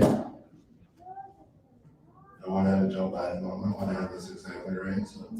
All right, you made it up there. Oh, we are all in this together. That's what I always tell people. No matter what you do, it's always important. It's always important. So next we're gonna have Jason Howland come up here and talk with you guys. And I don't have a lot of details, but I'm sure he'll be able to fill me in as well as the rest of you guys. So why am I still standing here? Why am I still holding back from you? You give me faith I can move. So before I talk about me, I want to thank Jesus for giving me another opportunity to say his name in front of a lot of you. Because that's more important than anything that I can say to you today. So we'll start there.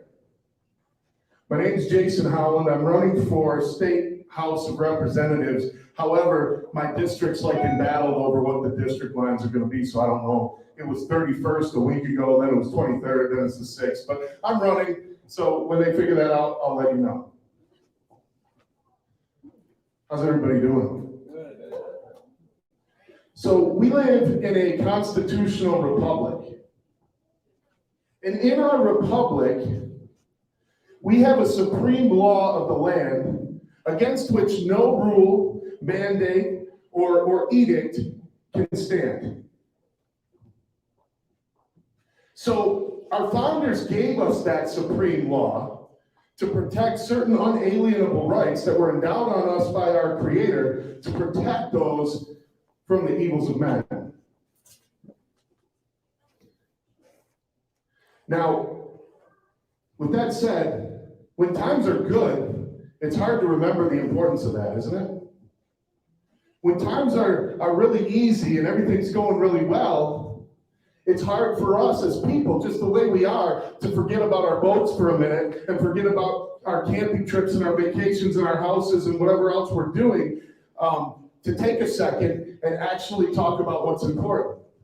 And I want to take you back to that time, about 19 months and a couple days ago, the very first time that our governor stepped onto the podium and spat on your rights and mine. I want you to remember that, because I want you to think back and I want you to think how it could have been. Because we all know that when she did that, she made herself and anyone else involved criminals. And we must hold them accountable to the fullest extent of the law. But I'm not here for that right now. I'm here to paint a different picture of what could have been. Imagine, just go back there with me and watch that first press conference you probably saw on every social media 349 times for a week. And I want you to imagine the first moment she stepped down from that podium.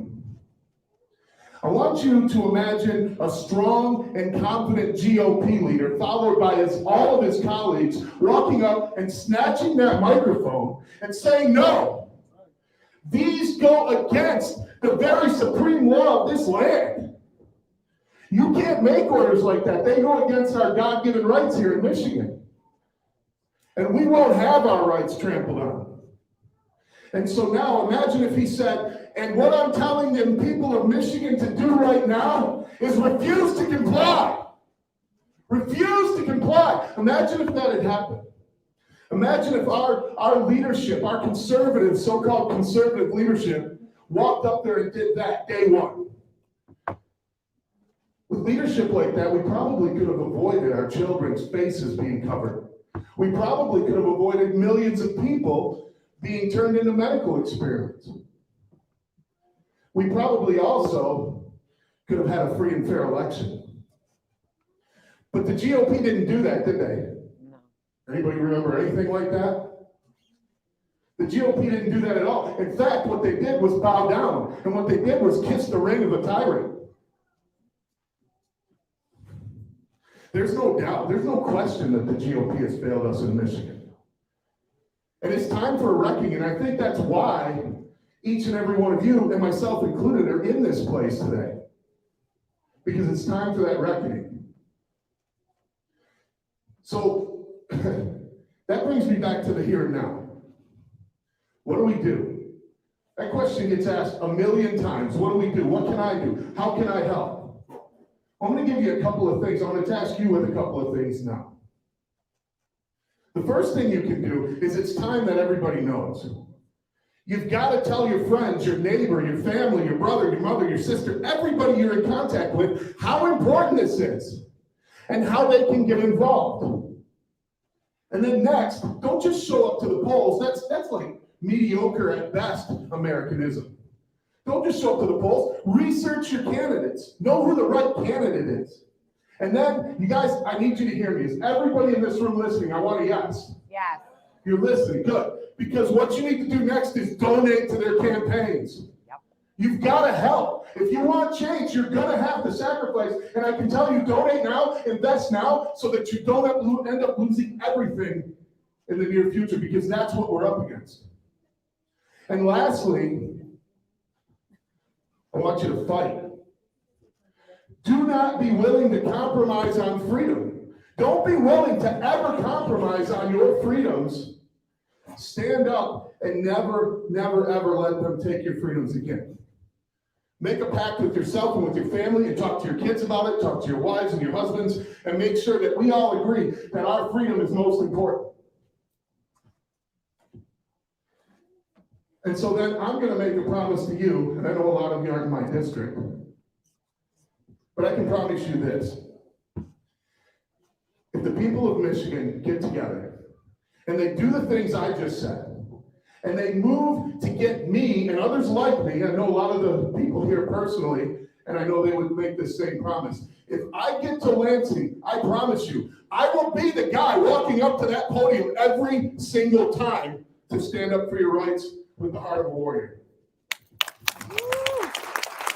Thank you. God bless you. God bless Michigan. God bless the United States of America. Thank you. Fantastic. You got a card? Maybe a card from you? Yeah, we all need cards. Yeah, so I can have you on the show. Yeah. Because when I don't have details about people, I like to have details.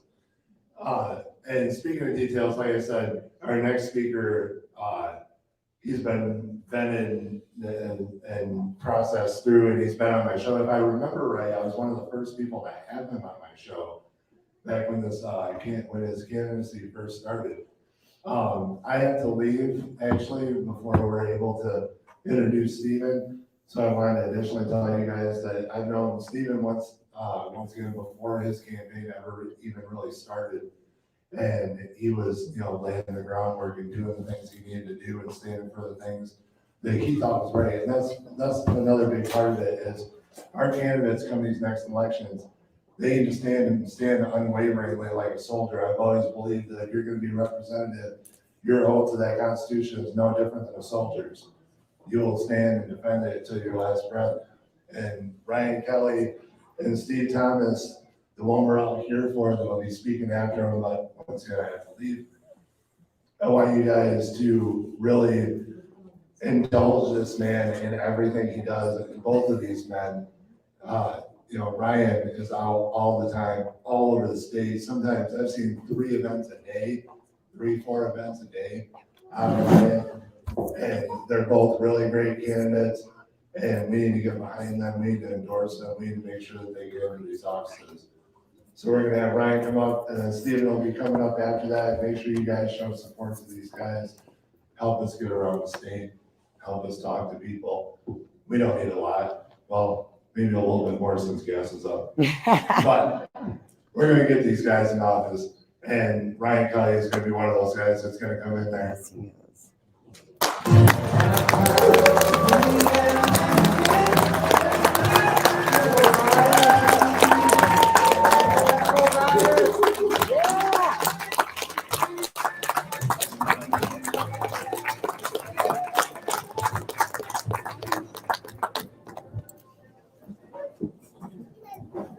Let me hear you make some noise for making Gretchen Whitmer a one-term governor. Yeah! Recently, Dana Nessel, the Attorney General of Michigan, filed election fraud charges against 3 ladies, one in Macomb County, one in Oakland County, and one in Wayne County. Dana's now catching up to what all of us knew on November 3rd, 2020. Massively stolen election here in Michigan at the TCF Center. But now there's still people on the left that even in the midst of Dana Nessel filing fraud charges, they believe that, like what Jocelyn Benson said, it was the most secure election in American history. Well, it turns out that's not so. And it was the Democrats that are now uncovering that stone for us. Recently, I called for the legislature based on the fact that Jocelyn Benson was found in a court of law that she illegally handled the mail-in ballots, making the entire election illegal. And now that we're filing fraud charges, they need to decertify the 2020 election. Make some noise if you're with me on that. Come on.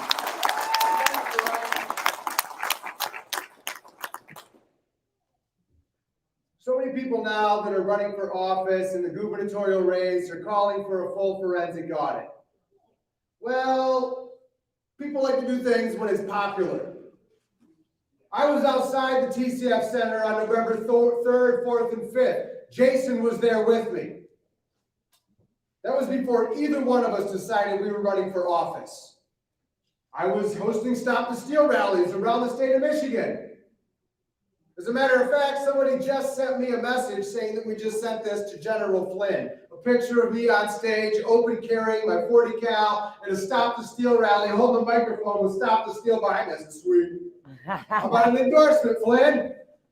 Because they want to try to find America First fighters, people that want to fight for our country in the midst of a bunch of communists that are trying to destroy our country. It's exactly what's going on right now.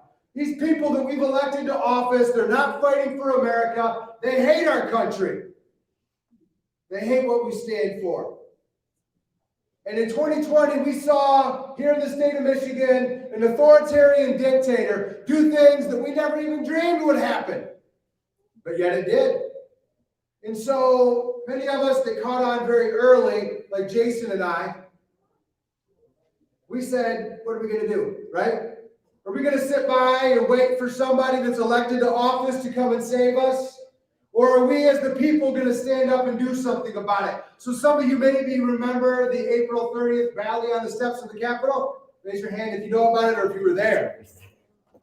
Jason and I, we had a phone call one day. We said, let's have a rally on the steps of the Capitol. Let's show up armed too. So we did. We planned a rally. We called up the state police and we said, hey, we're going to come out here. He said, you know, it's a stay-at-home order. I said, you know, we don't listen to tyrants, right? That's right. Because I understand my God-given rights. My rights don't come from the Constitution. My rights come from God, and I understand. We said, all right, we need one of us. So we showed up. We were there to encourage the Senate to vote no on extending the governor's state of emergency declaration, which they voted no on, huge success. But more importantly, we inspired the entire nation to stand up against these lockdowns, to stand up against this tyranny, and to make the people's voices heard. That's exactly what happened all around the country. Because of us, they showed up that day and kept showing up after that. There's another story in Allendale, Michigan, where I live, with my wife Tabitha and our 5 little kids. We got one on the way too. Yeah. Exciting, right? There's a Civil War statue out there that the radical leftists, the extremist BLM and Antifa wanted to have a protest there to tear down the statue. And it was in the midst of, I know you remember last year all across the nation, them destroying private property, lighting cities on fire, ripping down statues. That's what communists like to do. Destroying Americans' history. In my little town, that Civil War statue, BLM and Antifa were going to show up. So I got a call. I said, Mr. Kelly, what do you think we should do? I said, grab your guns. Let's go stand in between them and the statue. Right. And so that's what we did. We showed up, lots of us, armed, making sure that BLM and Antifa didn't tear down the statue and they did not destroy our town. And to this day, that statue still stands. And to this day, they hate me as much as they did then now. I don't care what they say about me because it's free marketing. That's what we need to do as the Americans that love our country. We need to stand between the radical extremists that want to destroy our country and our American history, our Constitution, and all the things that we know and love about this country. Because in the face of a president that was installed in the White House saying that this is no longer about freedom and choice, oh, look here, let's go, Brandon. We have a very clear message for you. America is all about freedom and personal choice. And there's a whole bunch of people that are going to stand up right now, making sure America stays all about freedom and personal choice, because that flag right there is worth fighting for. God, family, country. Make some noise if you're going to fight with me. Come on, make some noise.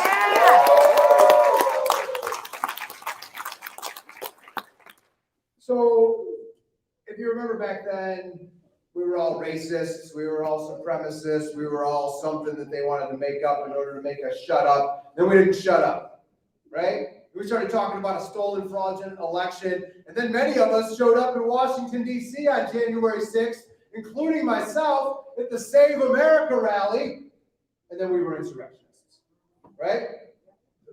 I'm still waiting for them to go live on TV with me to be like, how many people were charged with insurrection? They're going to be like, none. I'll be like, because it wasn't one.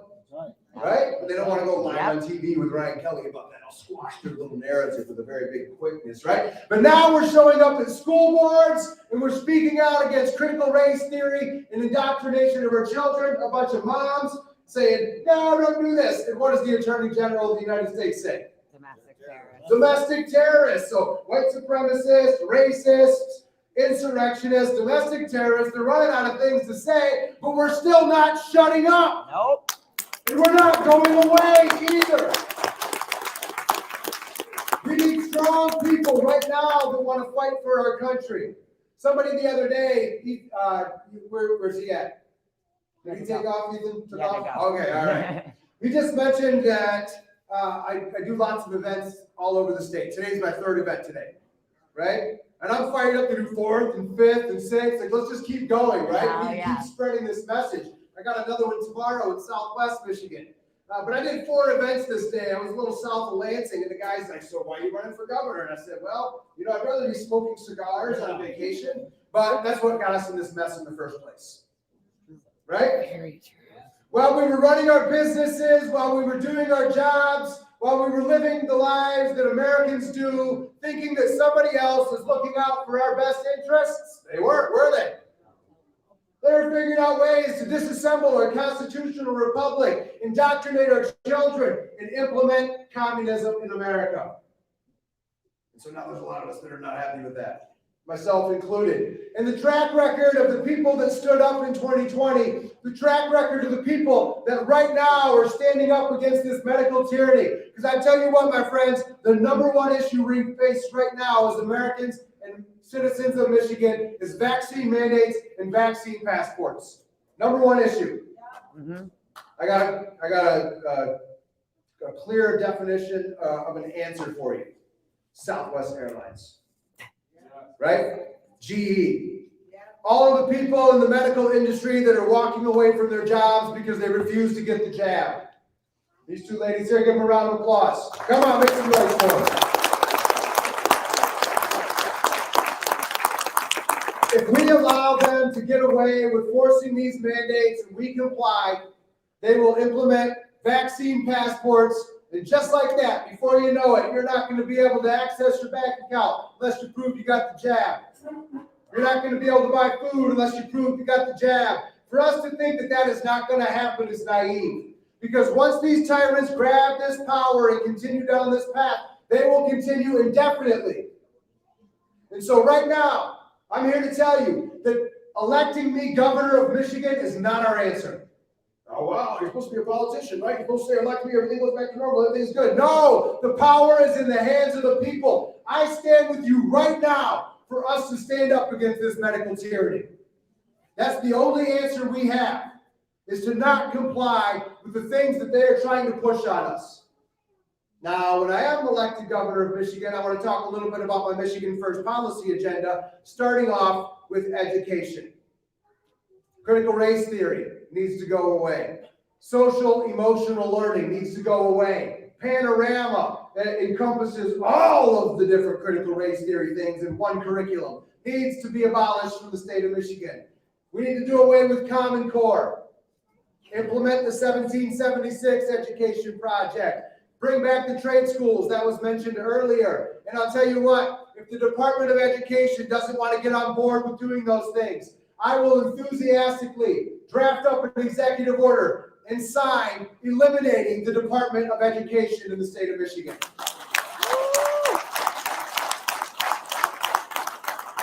Now, I'm not the Michigan GOP sweetheart choice because they're like, oh my gosh, you can't say that. We don't want that. No, you don't want that. The people do want that. Because we're not going to sit by on the sidelines while we allow them to indoctrinate our children and destroy the future of America. So as I travel around the state, I wholeheartedly mean it, right? Let's get rid of the Board of Education if they don't want to get on board. Say, well, what are you going to do? We re-implement a local program that's going to allow control with the parents. We'll have our constitutional obligation to fund these schools. I believe in school of choice as long as the government stays out of private school, right? And it stays out of homeschool. That's the number one thing we need to focus on is the education program, right? I was already talking with you about medical freedom. I will always stand for our medical freedom, and that includes the 10th Amendment. If the federal government wants to cross over the Michigan line and say we're going to enforce unconstitutional things, as governor, I'll tell them to pack it up, head back to Washington, D.C., and talk to a brick, because your unconstitutional regulations, mandates, blah, blah, blah, don't fly in the state of Michigan. That guy down in Florida, the Ryan Kelly of Florida, Ron DeSantis, is doing a fantastic job. We need to find, identify people like that and get them into office. That's what the people are looking for. Make some noise if you're with me on that.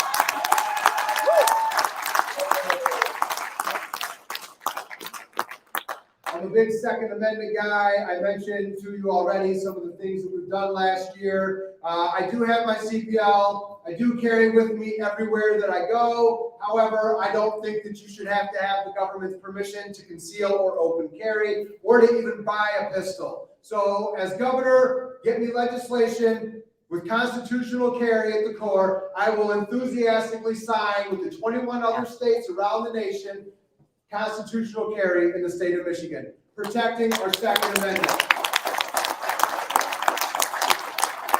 We have some good state reps. Stephen, you're going to bring that to my desk? Let's go. Stephen met me on TikTok way back in the very beginning, right? And I'll tell you what, we got a lot of TikTokers here. TikTok has been an incredible platform for me to be on. There's been so many amazing people I've connected with. I was the other day in St. John's at an event. It got there at 10 o'clock at night. There was a ton of college students there. And as soon as I showed up, like 40 people rolled over. They're like, Ryan Kelly's here. We all follow you on TikTok. I'm like, this is sweet, right? What a way to connect with people. We have such an amazing opportunity here in the state of Michigan and across the nation. Because all of these things that have happened, it has also done something very positive. And that has inspired people like us to be involved, be engaged all over this state and all over this country. Now, I'm running for governor of Michigan because I understand that we need strong people right now that are not going to be scared of what the radical left says about us. Whatever they want to say about me, I'm going to give Gretchen Whitmer a whole list of things. I'm going to say, hey, Gretch, listen to your new governor. These are the things I want you to say negative about me. I want to use all of your cash to make me a household name. Because people are like, oh, we don't know your name across the state, right? Well, Gretchen's going to use her money to make sure we know. Yep. Right? And with God's good graces, I'm about to get President Trump's endorsement as well. And I think that's going to help a lot across the state. But look here, guys. The answer is not any one of us getting into office. The answer is us never, ever again taking for granted what this country was founded on. If we look to one person in order to solve our problems, we have already failed. Jesus Christ is our Lord and Savior, number one. Number two, God's in charge of all of the things that are going to happen. We must fight. We must stand strong. We must never back down from the radical left. Because knowing that we're on God's side, We go in strong, we go in loud, and we overpower their battle of good versus evil with our strength and our courage. Because America is land of the free, home of the brave, because of the courageous people that step up at a time like this and make sure we save America and save Michigan. God bless you all, and in 2022, vote for Stephen, vote for Jason, vote for Dylan, and vote for Ryan Kelly as Michigan's next governor. Thank you all very much.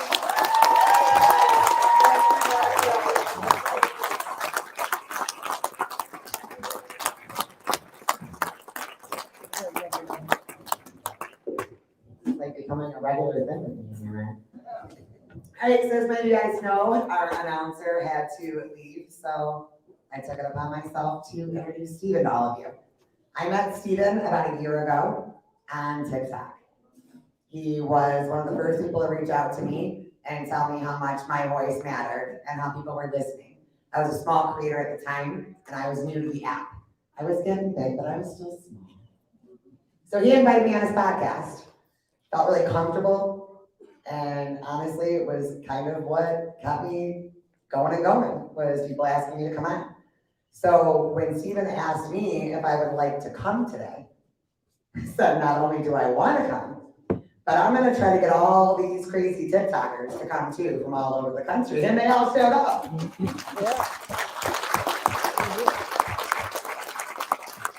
Ryan Kelly is our answer. I believe in Ryan Kelly more than any other candidate that has ever run to be a true voice for the people. And I also stand behind Stephen because I believe that Stephen cares about it. He doesn't need to do this. He didn't want to do this, but he had to do this. We all have to start doing this. So without further ado, the man, the myth, the legend.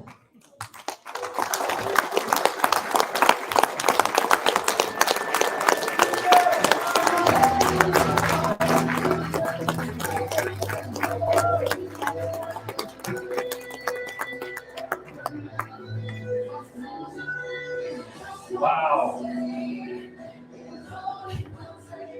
You know, a year ago, I did not think that I would be up on a stage in front of even this many people, talking and running for office. Like Kit Kat said, a year ago, I was a small creator. Kit Kat, and I specifically remember, had 14,000 followers. Ooh. I had 1,000.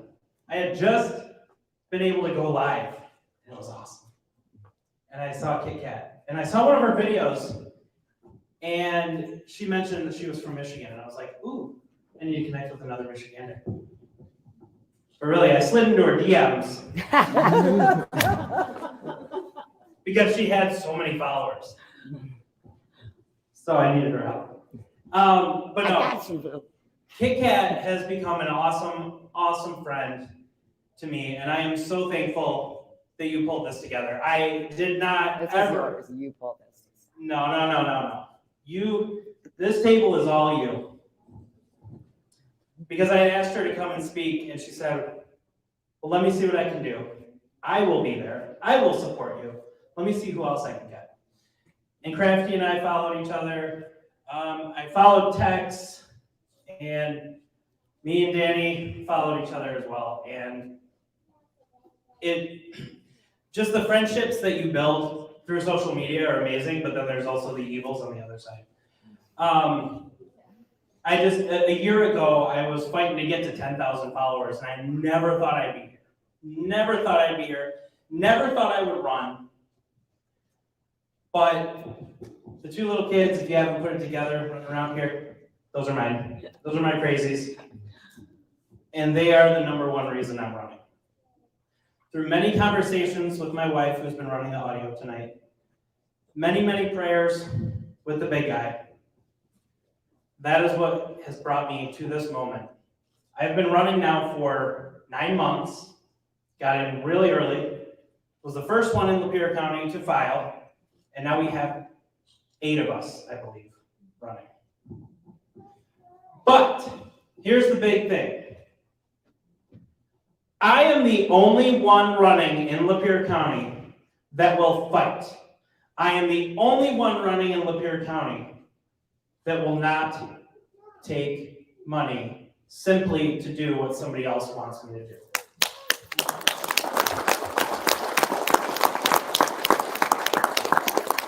And don't get me wrong, regardless of what my daughter says, she calls me Trump. I am not Trump. I do not have Trump money. But I don't need the money to win. And I don't need anybody to give me any money to get into office. Because regardless of what they give me, if you back me and you want to give me money, great, I will take it. Because I need the money for the advertisement, right? But that does not mean that I am going to be one of their pawns. Hell yeah.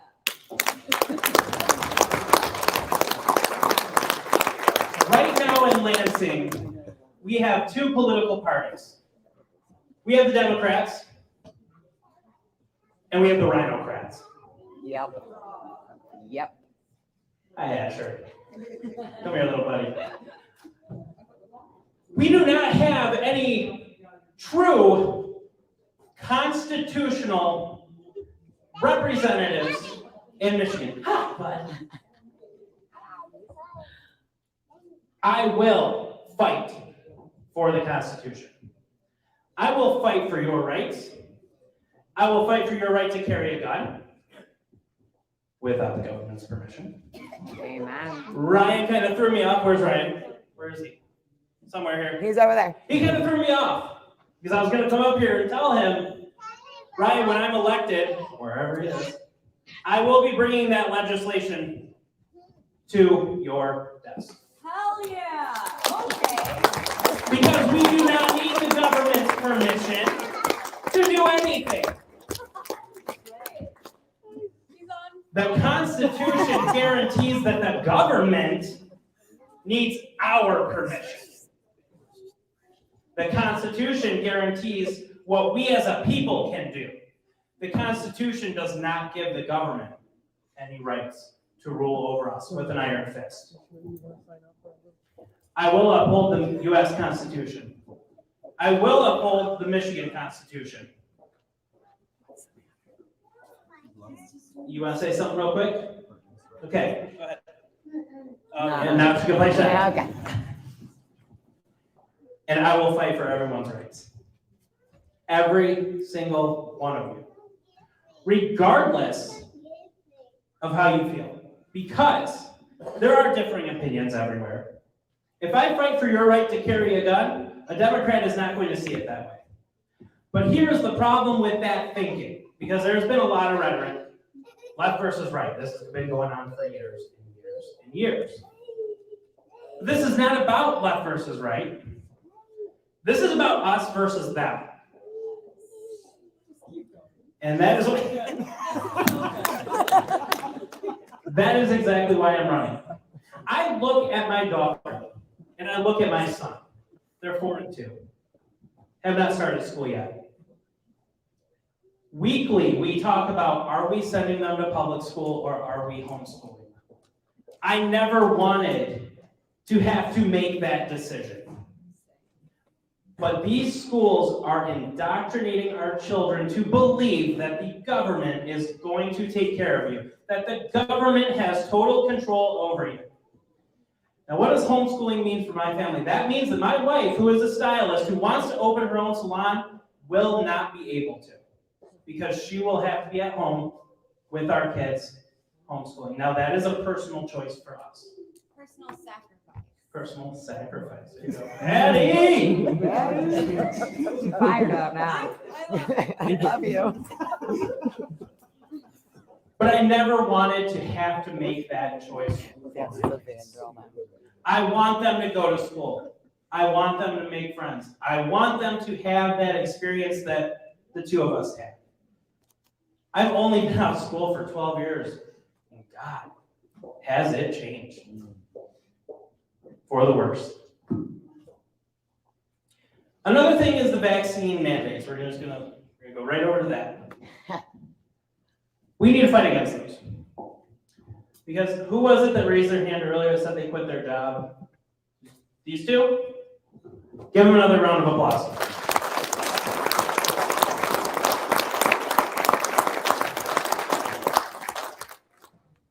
That is exactly what should be happening. Now, I will pray that you guys find new jobs that where they're not going to. You still have to make a living. But I told my boss, because he randomly went and got the shop. And I said, that's weird. You were vehemently against that. Why did you do it?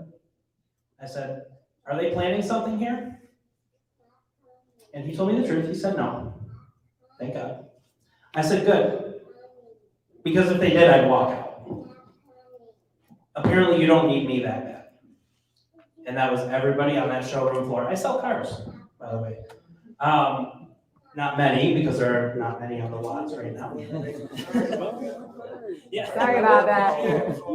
I sell Chevys. So you and I will have to talk a little bit.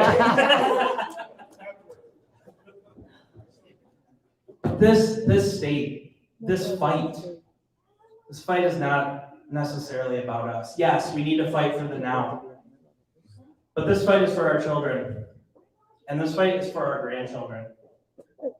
Because if we don't fight now, they will never experience the country that we know and love. They will never experience freedom. What they will experience is somebody telling them, you have to do this to gain entry. They will experience complete and total control. Communism, because that's where we're headed. So we need people like me to fight. Because like I said earlier, I do not care about the GOP. I am running as a Republican. I do not care about all these groups. I'll take your endorsement if you want, and I'll take your money. But again, to drive the point home, I will not be your pawn. I will not do anything for you simply for money. Because the people that matter, everyone sitting in this room. And this fight starts at the state. I know many, many people have brought this up tonight. This fight starts at the state level and even further down. This fight starts at the city and township levels, the county levels, state. Because the states have the rights to make the rules for their people. Or lack thereof. The federal government is not there to tell the states what to do. The states have total independence. 100. But we have forgotten that. We have forgotten that, and we are letting the federal government tell us what to do. When I am elected, I will pass legislation that anything that Joe Biden and his cronies mandate at the federal level, Michigan will not comply. And I will take that right to your desk, sir.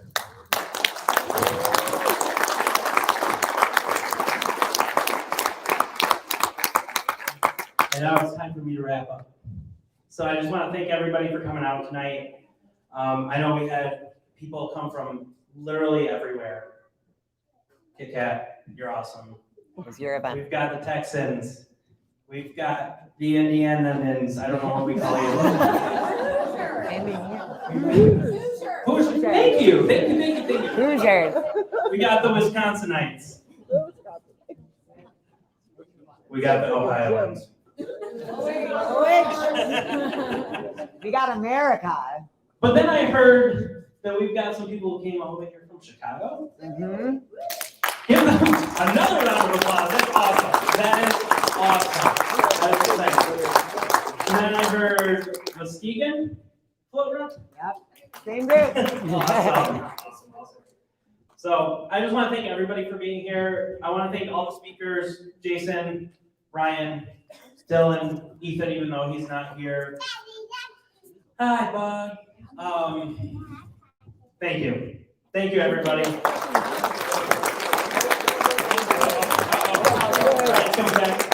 Don't go anywhere. Encore.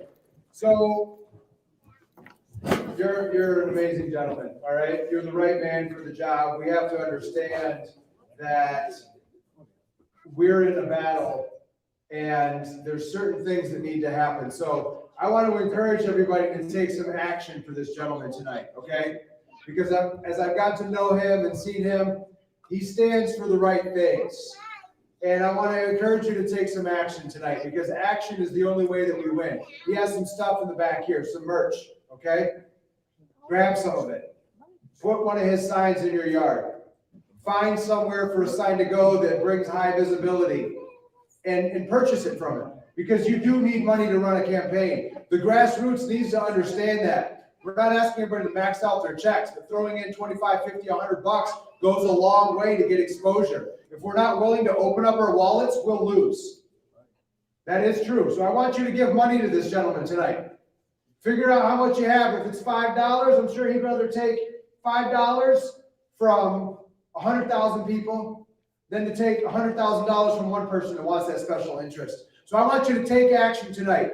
Get some of his stuff in the back. Spread the word about it and contribute money to his campaign tonight. He needs us. I'm going to make a donation to you tonight.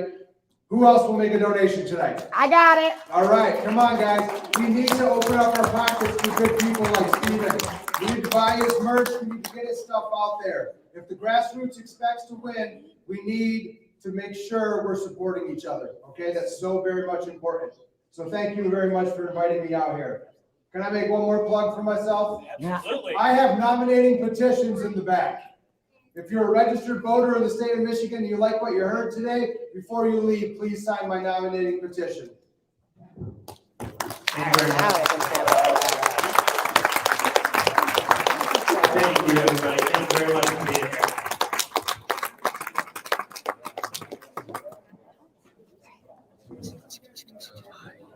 Bye, guys. Thanks for stopping on. Damn the man, save America. Damn the man, save America.